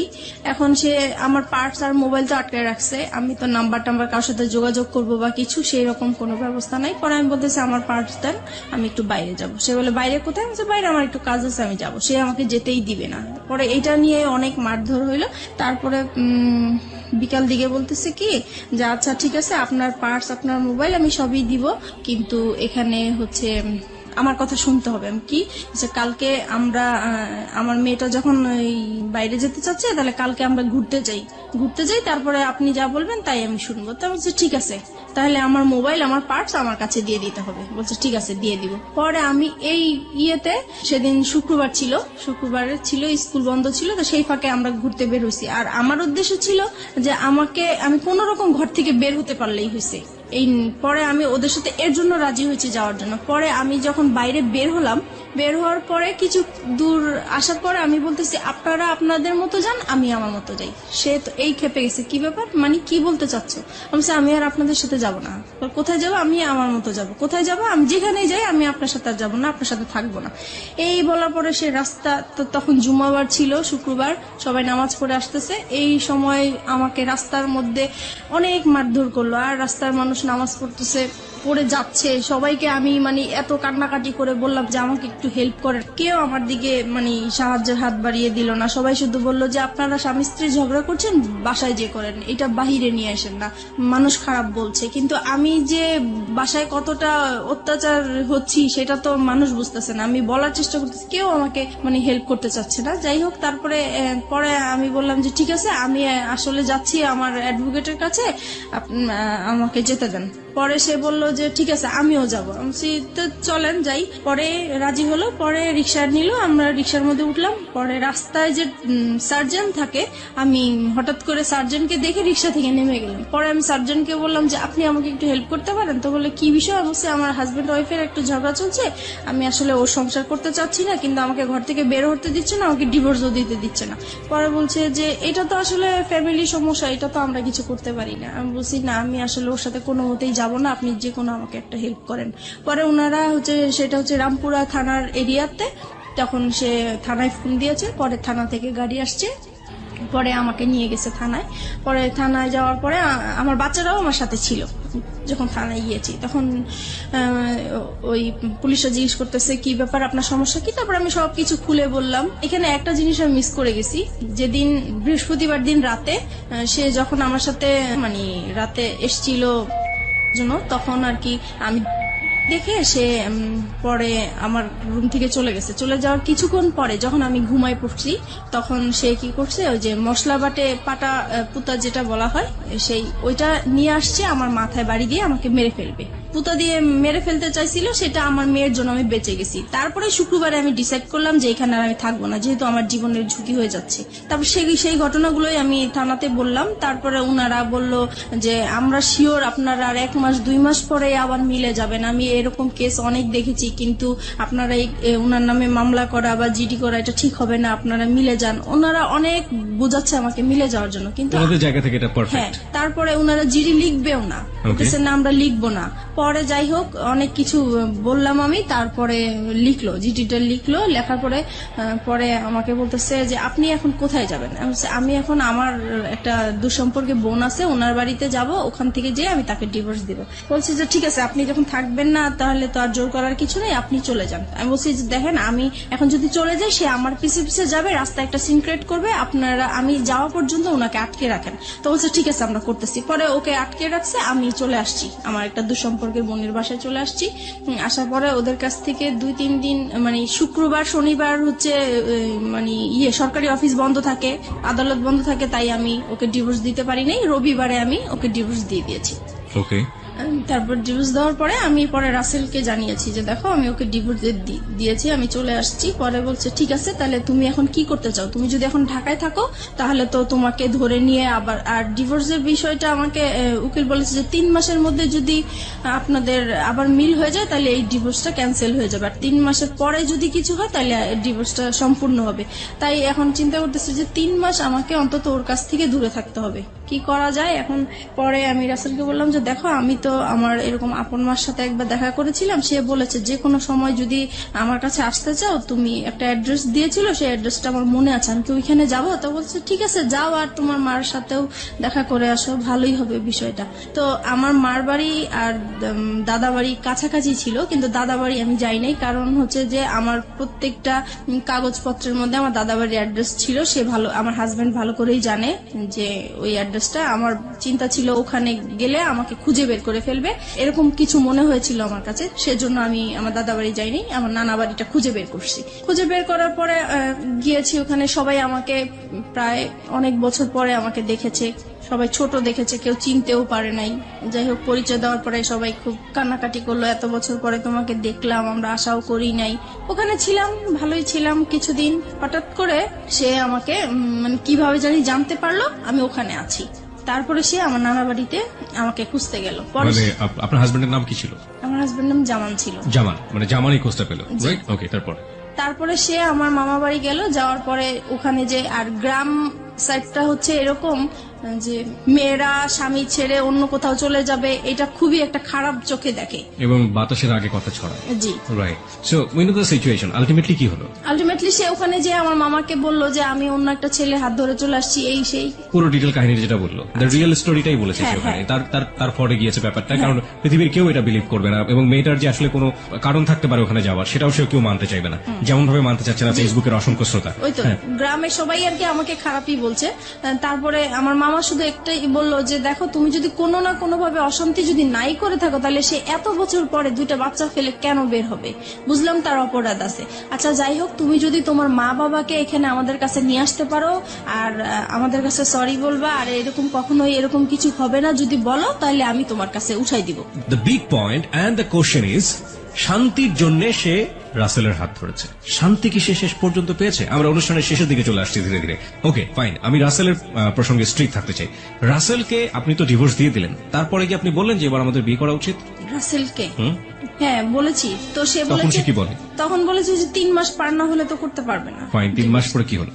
তারপরে হচ্ছে পরে বলতেছি দেখো আমার তো কিছু সমস্যা আছে, লোন আছে, এখন আমি লোনগুলা শোধ করতে হবে, তাছাড়া ফ্যামিলিতে এখন আমি খুব বিপর্যয় অবস্থায় আছি, এখন আমি বিয়েটা করতে পারবো না, আরো কিছু পরে করব তোমাকে। সেটা কতদিন পরে? সেটা বলতেছে সেটা 6 মাস হতে পারে, 1 বছর হতে পারে। পুরোপুরি অনিশ্চয়তা। জি। ততদিনে কি আপনার ছেলে মেয়েগুলো কি আপনার কাছে থাকে নাকি আপনার জামানের কাছে? জামানের কাছেই থাকে। 3 মাস পরে, মানে ডিভোর্স হয়ে যাওয়ার 3 মাস পরে, আলটিমেটলি যখন ডিভোর্সটা অ্যাক্টিভ হয়ে গেল, জি। তাই তো? তখন আপনি কি করছিলেন? তখন আমি হচ্ছে মানে জায়গায় জায়গায় আশ্রয় নিয়ে বেড়াচ্ছি, যেহেতু আমার নানা বাড়ি চিনে ফেলেছে, নানা বাড়ি আর থাকা যাবে না, সেজন্য আমি আমার মা থাকতো ঢাকায়, গাজীপুরে চলে গিয়েছি। তারপরে গাজীপুরে যাওয়ার পরে ওখানেও সে বের করে ফেলেছে। আর ওখানে একটা ইতিহাস হয়েছে, যেটা হচ্ছে যে আমার মার যেই দ্বিতীয় হাজবেন্ড, ওনার সাথে আমার হাজবেন্ডের এক্স হাজবেন্ডের আর কি একটা ভালো সম্পর্ক হয়ে গেছে। আর আমার হাজবেন্ড হচ্ছে তাকে টাকার লোভ দেখিয়েছে যে আপনি যদি ওকে আমার হাতে তুলে দিতে পারেন তাহলে আপনাকে টাকা দিব। আপনার হাতে তুলে, মানে ওর হাতে তুলে দিলে লাভটা কি হবে? ও কি করতে চায় আপনার সঙ্গে? আমার সাথে মানে সে সংসার করবে। এখনো সে সংসার করবে? হ্যাঁ, এখনো সে সংসার করবে। মানে ডিভোর্স হয়ে যাওয়ার পরও সে সংসার করবে? কেন করবে? কেন করবে সেটা আমি জানি। সে সবাইকে কস দেখায় যে 2টা বাচ্চার জন্য হলেও আমি তাকে নিতে চাই। সে যত কিছুই করুক না কেন, আমি 2টা বাচ্চার জন্য হলেও সংসার করতে চাই। ওকে। পরে উনি এরকম আর কি। আর তারপরে এই যখন ওনাকে টাকার লোকটা দেখিয়েছে, তারপর থেকে ওই লোকটা আমাকে সবসময় জ্বালাতন করতো, বলতো চলে যাও, তুমি থাকতে পারবে না আমার বাসায়, এই সেই অনেক যন্ত্রণা করতো। পরে একটা সময় আমার আর ওইখানে থাকা হতো না, আমি খুব কষ্ট পেতাম। পরে আমি চিন্তা করলাম যে আমি এখন কোথায় যাব, সবকিছুই তো হারিয়ে ফেললাম, কার কাছে এখন যে আশ্রয় নিতে পারি। তখন আমার মাথায় একটা জিনিস আসলো যে আমি এখন পর্যন্ত আমার বাবার কাছে যাইনি, আমার বাবার আশ্রয়টা বাকি আছে, আমি সেখানে যাব। পরে আমি বাবাকে খুঁজে বের করলাম, পরে বাবার কাছে আমি আশ্রয় নিলাম। বাবার কাছে আশ্রয় নেওয়ার পরে সে আবার ওই একইভাবে মানে টের পেয়ে গেল আমি বাবার কাছে আছি। তারপরে হচ্ছে সে আমার সাথে ওইখানে আসছে, আমার বাবার কাছে আসছে, এসে আমার বাবাকে বিশ্রী ভাষায় গালাগালি করলো, আমাকে গালাগালি করলো, করার পরে আমাকে থ্রেট দিল যে মেরে ফেলবে, আমার বাবা সহ মেরে ফেলবে, এই সেই। পরে আমি আবার জিডি করতে গেলাম ওর নামে, যেহেতু আমাকে থ্রেট দিচ্ছে আমি এখন ওর নামে জিডি করব। পরে আমি রামপুরা থানায় আবার গেলাম, যাওয়ার পরে বলতেছে যে আপনি এখন যে এরিয়ায় আছেন ওই থানায় যেয়ে বলবেন, এখন আর আমাদের কোনো কাজ নেই। তারপরে আমি এখন যে এরিয়া আছি ওই থানায় গেলাম, ওই থানায় যাওয়ার পরে সে আর কি আমাকে জিডিটা লিখলো। তারপরে বলতেছে যে এবার আচ্ছা আমরা তো জিডি লিখছি, আমাকে চা খাওয়ার জন্য পয়সাটা দেন, কিছু পয়সা দেন। পরে বলতেছি যে দেখেন আমার কাছে তো কোনো পয়সা নাই, আমার অবস্থা খুবই খারাপ। তো বলতেছে আপনাকে দেখে তো মনে হয় না যে আপনার কাছে পয়সা নাই, আমাকে দেখেন পুলিশ ঘুষ চাচ্ছে আর কি। জি। তো আমি বলতেছি দেখেন সত্যিই আমার কাছে পয়সা নাই। বলে পয়সা না থাকলে আপনি এত পাংপুং করে বেড়ান কেন? তো বলছি এটা তো আমার অভ্যাস হয়ে গেছে, এখন আমি যদি ভালো থাকতে চাই, এখন আমি কিভাবে খারাপ থাকবো, ইচ্ছা করে কিভাবে খারাপ থাকবো? বলে অত কিছু বুঝি না, আমাদের চা খাওয়ার জন্য পয়সা দিতেই হবে। তো আমি পরে পার্সটা ওনাকে দেখিয়ে দিলাম যে দেখেন এই যে আমার সত্যিই আমার কাছে টাকা নেই। পরে যাই হোক উনি কোন রকমের জিডিটা লিখে আমার কাছে একটা পেপার দিল, দিয়ে পরে বললো যে এবার আপনি যান। পরে বলতেছে আচ্ছা আরেকটা পরে লাস্টের দিকে ডেকে বলতেছে আপনার হাজবেন্ড আপনাকে কোথায় এরকম করছে, রাস্তায় হয়রানি করেছে। তা বলছে এটা এয়ারপোর্ট এলাকায় করেছে। বলতেছে তাহলে আপনি এক কাজ করেন, আপনি এয়ারপোর্টে একটা জিটি করেন ওনার নামে। পরে আমি কি করলাম, আমি সাথে সাথে আবার এয়ারপোর্ট থানায় গেলাম। তো এয়ারপোর্ট থানায় গিয়েছি, পরে বলেছি সব বিষয়টা। পরে বলছে তাহলে তো আপনি ওখানে জিডি করেছেন, এখানে জিডি তো বারবার তো জিডি হয় না। তা বলছে ওনারাই পাঠাইছে, আমি এখন কি করব। পরে দেখি আপনার জিডি পেপারটা দেখি, তো ওই এসআইটা পেপারটা দেখে বলতেছে আপনার তো জিডি কমপ্লিট হয়নি। আমাকে কেন?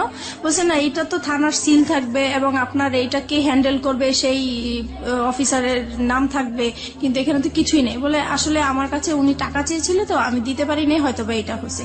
পরে উনি আবার ওই থানায় ফোন দিল, তারপর ওনাদেরকে বললো কেন আপনারা এই কাজটা করলেন, তাড়াতাড়ি ওনার কাজটা কমপ্লিট করেন। পরে আমাকে আবার পাঠালো। পরে ওখানে বড় কর্মকর্তা যে ছিল সে আমাকে সরি টরি বলে তারপরে আমার কাজটা কমপ্লিট করে দিল, জিডি করে দিল। এইভাবেই পরে আমি আসছি, পরে শুনতে পারছে যে তার নামে আমি জিডি করছি। সে আবার আমার হাজবেন্ড, এক্স হাজবেন্ড, উনি এসে আবার আমাকে ভয় দেখাল, হ্যাঁ জিডি করেছিস তো কি হয়েছে, আমি তোকে রাস্তায় খুন করে ফেলবো, অ্যাক্সিডেন্ট করাই দিব, এটা করবো সেটা করবো, আমার তোর থানার জিডি করছে, আমার কিছুই হবে না, কোনো যায় আসবে না। সে ভয় দেখাচ্ছে আমাকে, আমি যেন জিডিটা উঠাই নেই। তো আমি বলছি যে না, কখনোই আমি জিডি উঠাবো না, আমি জিডি করেছি কেন উঠানোর জন্য উঠাবো না। তারপরে এইভাবেই হচ্ছে আমি ওখানে ওদেরকে সময় দিচ্ছি কাজের জন্য। এইভাবেই পরে একটা সময় আমি কাজ পাই, আমি আলাদা বাসা নেই, এখন বাসা যাব। এই সময় আমার বাবা একদিন রাত্রেবেলা খুব অসুস্থ হয়ে যায়। অসুস্থ হওয়ার পরে আমার বাবা ব্রেন স্ট্রোক করে মারা যায়। তখন আমি খুবই অসহায় হয়ে গেছি। এখন আমি একা একটা মেয়ে মানুষ, আমার বাবা মারা গেছেন, এখন আমি আমার বাবাকে নিয়ে কি করব, কিভাবে বাড়িতে যাব, কি করব। তখন আমি যে আমাকে কাজ দিয়েছে আমি তাকে ফোন দিয়েছি। ফোন দেওয়ার পরে বলতেছি, তো উনি বলতেছে ঠিক আছে আমি এক্ষুনি আসছি। পরে আসার পর উনি ডক্টর নিয়ে আসলেন, পরে দেখলো যে হ্যাঁ সত্যি মারা গিয়েছেন। পরে যাই হোক উনি আমাকে টাকা পয়সা দিল, আমি আমার বাবার লাশ নিয়ে বাড়িতে গেলাম, মাটি টাটি দিয়ে তারপরে আমি আসলাম। এখন আসার পরে আমি নতুন বাসায় উঠে গেলাম। আর এদিকে একটা কথা বলতে ভুলে গেছি, আমি যখন আমার বাবার আশ্রয় পেয়েছি তখন আমি আমার মেয়েকে নিয়ে আসছি, আমার মেয়েকে আমার কাছে নিয়ে আসছিলাম। তারপর আমার মেয়ে ছিল আমার কাছে, তারপরে মেয়েকে নিয়ে আলাদা বাসা নিয়েছি। মাঝে মধ্যে আমার হাজবেন্ডের সাথে কথা হয়, তারপরে আমার ছেলেকে দেওয়ার কথা বলি, সে বলে যে না মেয়েকে নিয়ে গেছো ভালো কথা, ছেলেকে আমি কখনোই তোমাকে দিব না। তারপরে আমি কাজ করতে থাকি, এদিক দিয়ে মেয়েকে স্কুলে ভর্তি করে দিয়েছি। আমি আপনাকে কিছু কোশ্চেন করবো এই মুহূর্তে, কোশ্চেনগুলো খুব ছোট ছোট করে আমি জানতে চাই। প্রথম কথা হচ্ছে যে আপনি শেষ পর্যন্ত ছেলে এবং মেয়ে দুটো পেয়েছেন আপনার কাছে, রাইট? পেয়েছি। এটা কি আপনি আইনি লড়াইয়ের মাধ্যমে পেয়েছেন নাকি আলটিমেটলি কোনো ব্যবস্থা করে তাদেরকে নিয়ে না, ওই এসেছেন? যে আমার বসরা যে পাওয়ারফুল, ওনাদেরকে পাওয়ার দেখিয়ে মানে ওদেরকে নিয়ে বসরা পাওয়ারফুল মানে আমার বস তো রাজনীতির সাথে জড়িত। মানে আপনি আলটিমেটলি যেখানে কাজ করতেন বা যে ধরনের যার কাছ থেকে সাপোর্ট পেতেন তিনি রাজনীতির সাথে জড়িত ছিলেন, জি। তিনি আপনাকে এমনি এমনি সাহায্য করতেন? জি, এমনি কি ওই দুনিয়া আজকালকে সাহায্য করে? সাহায্য করে। এবং তাও আপনার মতো মানুষকে কেন করতে যাবে সে সাহায্য? উনি একটা অসহায় মেয়ে মানুষ হিসেবে আমাকে সাহায্য করেছে। আর ওনার একটা আশা ছিল, প্রথমে আমি বুঝতে পারি নাই। একদিন সে আমাকে বলেছিল যে তুমি যদি কিছু মনে না করো আমি তোমার সাথে একটা কথা বলবো। তো বলতেছে যে আমি তোমাকে বিয়ে করতে চাই। তো আমি বলছি যে না আসলে আমি আপনাকে বিয়ে করতে পারবো না। তখন বলে যে কেন করতে পারবো না? তো আমি বলছি যে আসলে আমি একজনকে ভালোবাসি, তার সাথে আমি এখনো আছি, সে আমাকে বিয়ে করবে, আমি তার সাথে কমিটমেন্টে আছি। ওকে ফাইন, তখন আপনি রাসেলের সাথে কমিটমেন্টে আছেন? জি। মানে রাসেলের সাথে এক ধরনের লিভ টুগেদার আপনি করছেন উইদাউট বিয়ে, এক ধরনের শারীরিক অনৈতিক সম্পর্ক, রাইট? জি। এবং যে বসের কথা এখানে আসছিল উনি আপনাকে কতদিন পর্যন্ত সাপোর্ট করেছিলেন, না এখনো করছেন? কে বস? হ্যাঁ? জি, এখনো সে করছেন। এখনো সে আপনাকে সাপোর্ট করে যাচ্ছেন উইদাউট এনি ইন্টারেস্ট? জি। ওকে, এবং তার সাহায্যে তার রাজনৈতিক ক্ষমতার বলেই আপনি আপনার মেয়েটাকেও ছেলেটাকেও দুজনকেই আপনার কাছে পেয়েছি। রেখেছেন? জি। ওকে, রাসেল এখন কি বলে? আমাকে রাসেলের শেষ অবস্থাটা বলেন। রাসেলের সাথে এখন আমার সম্পর্ক মোটামুটি নাই বলা চলে। নাই বললেই চলে, কেন? কারণ সে আমার একটা ফল্ট পেয়ে, মানে আসলে এটা ফল্ট না, কিন্তু সে ফল্ট ধরে জাস্ট আমাকে বলতেছে তোমার এই ফল্টের জন্য আমি আর তোমার সাথে সম্পর্ক রাখবো Which না। fault?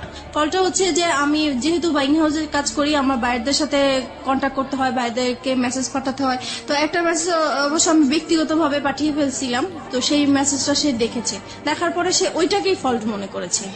তো বলতেছে আমি তোমাকে কাজ করার জন্য সুযোগ দিয়েছি। জীবনে কোনোদিন সে আপনাকে সেই ধরনের কথা বলেছে যে একজন মানুষকে ভালোবেসে সংসার করে তাকে ছেড়ে আসছো, আমাকেও যে ছেড়ে যাবা না, তার কোনো কি নিশ্চয়তা আছে? কখনো কি আপনাকে সেই ধরনের কোনো কথা বলেছে, রেগে হোক বা অন্য কোনো ভাবে হোক? না, এইটা আমাদের সম্পর্ক যতদিন ভালো ছিল ততদিন এই কথাটা সে বলে। ভালো মন্দের জায়গাতে আমি যেতে চাই না, আমি শুধু বলতে চাই যে তার মুখ থেকে কখনো আপনি এই ধরনের কথা শুনেছেন কিনা? লাস্টের দিকে শুনেছি। লাস্টের দিকে শুনেছেন। This is the real fact.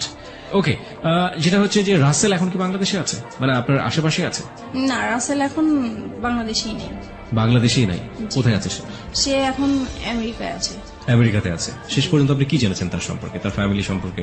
সে লাস্টে আমাকে যখন সে যেদিন চলে যাবে সেদিন আমাকে ফোন দিয়ে বলতেছে, দেখো ওই ফোন টোন বা SMS ওগুলো আসলে কিছুই ছিল না, তুমি আমাকে সরাসরি যদি তোমাকে বলি আমি বাইরে চলে যাচ্ছি, আমাকে তো যেতে দিবা না, তাই আসলে ওইরকম কিছু বলা হয়েছে।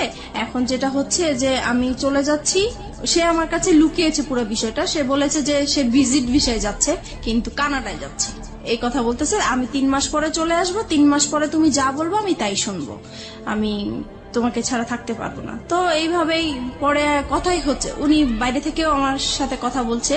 হঠাৎ একদিন আমার কেন জানি মনে হইলো যে সে আর মানে আমার সাথে নাই, কেমন জানি সে আলাদা। বাইরে যাওয়ার পরে একটু ফোন কম করে, তারপরে মাঝখানে সে বলছে যে দেখো তোমাকে বলছি, তুমি যদি কোনো ব্যবস্থা ভালো কিছু পাও, ভালো কোনো অফার পাও, তুমি চলে যাও, আমার আশায় থেকো না। আর যদি আমার আশায় থাকো তাহলে হবে কি হবে না এর কোনো গ্যারান্টি আমি দিতে পারবো না, এখন সবকিছু তোমার উপরে। তো এটা বলার পরে আমার খুব খারাপ লাগছিল। পরে যেভাবেই হোক আমি কোনো না কোনো ভাবেই তার একটা খোঁজ নিয়েছি, তারপর তার বোনের একটা নাম্বারে আমি ফোন দিয়েছি। ফোন দেওয়ার পরে আমি তার ফ্রেন্ড হিসেবে কথা জিজ্ঞেস করতেছি যে রাসেল কোথায়, রাসেলকে তো অনেকদিন ধরে পাচ্ছি না, ফোনে কোথায় গেছে। তখন সে বললো যে আমার ভাই তো আমেরিকায় চলে গেছে। তো আমি বলছি আমেরিকায় কেন হঠাৎ করে চলে গেল? বলে ও তো ওর ওয়াইফের কাছে চলে গেছে।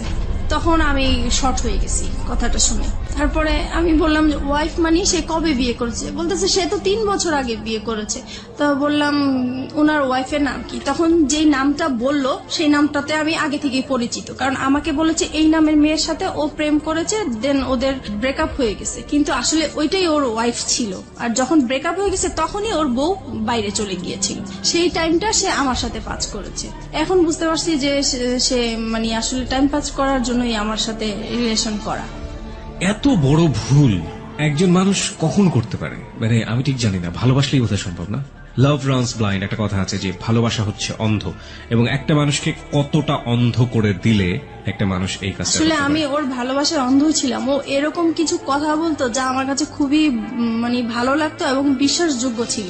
আর যেহেতু ওকে আমি বারবার বলেছি আমি এই সমস্যাগুলো আমার হাজবেন্ডের কাছ থেকে পেয়েছি, দেন ও আমাকে মানে সবসময় ফ্রিডম দিত, সবকিছু আমি যা বলতাম তা মেনে নিত See, সবকিছু। this is the fact. এখন আপনি তো বুঝতে পারছেন যে কেন মেনে নিত? জি। কারণ তার ওয়াইফ ছিল, এটা তার জন্য একটা বোনাস ছিল। কিন্তু আমি রূঢ় কখনো ভাষায় যদি বুঝতে বলে দিই। পারিনি, কারণ সে রাতের পর রাত আমার সাথে কথা বলেছে, সে সারাদিন কথা বলেছে, ইভেন কি প্রত্যেক দিন আমরা দেখা করেছি, আমার বাসায় এসেছে। আমি কখনো বুঝতেই পারি নাই যে সে ম্যারিড পার্সন হতে পারে। রাইট, ম্যারিড পার্সন না হলেও আপনার জন্য এটা একটা ভুল ছিল। সে আপনাকে বিয়ে করেনি, এটা অবশ্যই। আপনাকে কমিটমেন্ট দিয়েছে, কমিটমেন্ট রাখেনি। This are all fault. Lastly কি অবস্থা বলেন তো আপনি আমাকে? লাস্ট যেটা হচ্ছে এখন সে মানে আমি যে জানতে পেরেছি তার বিষয়গুলো আমি তাকে জানতে দেই নাই, বুঝতে দেই নাই। আমি এখনো তার সাথে কথা বলে যাচ্ছি, এখন আপনি তাকে লাভ করেন? এখনো তাকে লাভ করি, এবং আমার মানে এখনো মনে হচ্ছে যে আমি তার জন্য সারা জীবন অপেক্ষা করে যাব, কেন? কারণ তাকে আমি অন্ধের মতো ভালোবাসি। এই জায়গাটায় যদি পাবলিক আপনাকে গালি দেয়, গালমন্দ করে, আমার কিচ্ছু বলার নেই। I will inspire them to be honest. But আপনি যে কারণে আজকে এখানে এসছেন, ভুলের জায়গাটাতে আপনার ভুলটা কোথায় ছিল সেই জায়গাটা আমি আপনাকে স্যালুট করি। এই ভুলের জায়গাটা আপনি একেবারে শেষের দিকে এসে আমাদেরকে আরেকবার স্মরণ করে দিন। আপনি কি মনে করেন আপনার ভুলটা কোথায় ছিল, অপরাধটা কোথায় ছিল? আমার অপরাধটা ছিল যে আমার সংসারেই থাকা উচিত ছিল, যত অশান্তি হোক আমি যদি একটু স্যাক্রিফাইস করতাম আমার সংসারটা টিকে যেত। আর দ্বিতীয় ভুল করেছি যে আমি তাকে ভালোবেসেছি, আমার তাকে ভালোবাসা উচিত হয় নাই। আর যেহেতু সে সবকিছু আমার কাছে লুকিয়ে রেখেছে, তার পরিচয় না জেনে এরকম অপরিচিত একটা মানুষের সাথে সবকিছু করাটা আমার ঠিক হয়নি। আপনি কি পারবেন আপনার সন্তানদেরকে সঠিক উত্তর দিতে যে আপনি এগুলো কেন করেছেন? আজকে লাখো মানুষের কাছে আপনি জবাব দিচ্ছেন। আপনার সন্তান যদি কখনো আপনার সামনে দাঁড়ায় জিজ্ঞেস করে, আমি কখনোই কিছু বলতে পারবো না। That is the ultimate penalty of you. আর কিচ্ছু লাগবে না। That is the ultimate penalty. Because আমি ধরে নিচ্ছি আপনার হাজবেন্ড ভালো ছিল না, দেখুন দেখুন কতগুলো সমাধান হতে পারতো। আপনার হাজবেন্ড খারাপ ছিল, আপনি তাকে ডিভোর্স করে দিতেন, হ্যাঁ, ডিভোর্স করে দিয়ে আপনি আলাদা থাকতে পারতেন। আপনি একটা লম্বা সময় নিতে পারতেন, দুজনের সেপারেশনে থাকতে পারতেন লম্বা সময়ের জন্য, ট্রাই করতেন যে আলটিমেটলি আপনি ফিল করেন কিনা তাকে। ইকোনমিক সাপোর্টের একটা জায়গার ব্যাপার ছিল, ফাইন, ইকোনমিক সাপোর্টের জায়গায় আপনি নিজে স্বাবলম্বী হওয়ার জন্য যথেষ্ট রসদ আপনার কাছে ছিল। আপনি কাজ জানেন, আপনি হাতের কাজ জানেন, আপনি সেগুলো নিয়ে কাজ করতে পারতেন, এবং এই কাজ করে বাংলাদেশে অনেক অনেক মেয়েরা আজকে স্বাবলম্বী। আপনি সেই জায়গাটা থেকে পারতেন, আপনি সেটাও করেননি। আপনি second time fall in love with someone, আপনি দুটো বাচ্চার মা হওয়ার পরেও, এবং সেই ফল ইন লাভটা ঠিক সেম ব্যাপার ছিল লাইক ইউর হাজব্যান্ড, যখন আপনি হাজব্যান্ডের সাথে ভালোবেসেছিলেন। Still you are fall in love with that guy, যে মানুষটা আপনার সাথে এক ধরনের বড় হিপোক্রিসি করেছে। তাহলে আপনার প্রথম হাজব্যান্ডের ক্ষেত্রে অপরাধটা কোথায় ছিল? আমি তাকে কোনো অপরাধ দেখছি না। আপনার সেকেন্ড মানুষ যে, সে যদি বিয়ে করে এত বড় চিট করে একটা সংসার ভেঙে দিয়ে বিদেশে চলে যেতে পারে, তাহলে প্রথম হাজব্যান্ড তো তার তুলনায় অনেক ভালো মানুষ ছিল। আপনি তো তাকে কোনোদিন হাতে নাতে ধরেননি, ধরেছেন? জি ধরেননি। আপনি তাকে সন্দেহ করতেন, সে আপনার পাশে বসে থেকে কোন একটা মেয়ের দিকে ফ্যাল ফ্যাল করে তাকিয়ে থাকতো, হ্যাঁ, এটুকুই আপনার কাছে লেগে। আপনি কোনোদিন তাকে হাতে নাতে ধরেননি, আপনাকে সে হাতে নাতে ধরেছে, তারপর আপনার সঙ্গে ঘর সংসার করতে চেয়েছে। জি সে অন্যায় করে অত্যাচার করুক, আপনার কাছে সে অধিকার চেয়েছে, স্বামীর অধিকার। আপনি পালিয়ে গেছেন, তারপর আপনাকে ওখান থেকে বারবার ধরে নিয়ে আসার চেষ্টা করছে দুটো সন্তানের জন্য। লাভ না করলেও দিস ইজ হার্ড ট্রুথ। জি। কিন্তু আপনাকে এই মানুষটা কি দিয়েছে, যে মানুষটাকে আপনি স্টিল লাভ করেন? সে তার কাছ থেকে তো কিছুই পাইনি, কিন্তু আমি এটাই বলবো যে তার তার সাথে আমি সময় কাটাতে আমার ভালো লাগতো। Is that all thing for life? This is very funny. By the way, আপনার জন্য কিছুই বলার নেই, শুধু একটা কথা বলার ছাড়া, সেটা হচ্ছে মিতা, যাই কিছু করেন না কেন, আপনার সন্তানের ভবিষ্যৎ খুবই খুবই গুরুত্বপূর্ণ। আপনার একটা মেয়ে আছে এবং আপনার ছেলে আছে, এবং আপনার বেটার ফিউচার আপনার বেটার ইকোনমিক স্ট্যাটাসের উপর ডিপেন্ড করে। এবং আপনার যে লেখাপড়ার স্ট্যাটাস, সেখান থেকে আসলে খুব বেশি ভালো কিছু করা সম্ভব কিনা আমি জানি না, তবে অবশ্যই সেই দিনের জন্য আপনার প্রিপারেশন নেওয়াটা বেটার, যে যেদিন আপনার মেয়ে আপনার সামনে দাঁড়িয়ে বলবে যে আমার ভবিষ্যৎটা কেমন। আজকের নোটসগুলো আসার সময় নিয়ে আসবো আমি, চিন্তা করো না। মিষ্টি হাসি ফুটে উঠলো ঠোঁটে। ফোনটা রেখে শাওয়ার নিয়ে বাইরে বের হলো সে। টেবিলে খাবার সাজানো, নাস্তা কে বানালো? খালা ঘর মুছছে তখন। তাকে দেখেই একগাল হেসে বলল, ভাইয়ের আপনার আর খালাম্মার নাস্তা বানিয়ে রাখতে কইছিল, খালাম্মারটা সকালেই দিয়েছি, আপনারটা এতক্ষণে ঠান্ডা হয়ে গেছে, গরম কইরা দিমু? না খালা, দরকার নেই। আপনার ভাইয়া খেয়েছেন? না, আমি কইলাম খাইয়া যান, কয় দেরি হইয়া গেছে, খাইবো না। রাত্রির মন খারাপ হয়ে গেল। মানুষটা না খেয়ে চলে গেছে। এমনিও দুপুরে ঠিক মতো খায় কিনা জানে না। কতবার বাসা থেকে খাবার বানিয়ে দিতে চেয়েছে, নেবেই না, জেদি একটা। ইস, তার ঘুমটা সকালে ভাঙলো না কেন? মানুষটার এতটুকু খেয়ালই রাখতে পারে না সে। ধ্যাত, সারাদিন এঘর ওঘর করেই কাটলো। বিকেলের দিকে আলমারি খুলে বসলো রাত্রি। বিয়ের শাড়িটা হাতে নিয়ে উল্টে পাল্টে দেখলো পাক্কা 30 মিনিট যাবৎ। আলমারি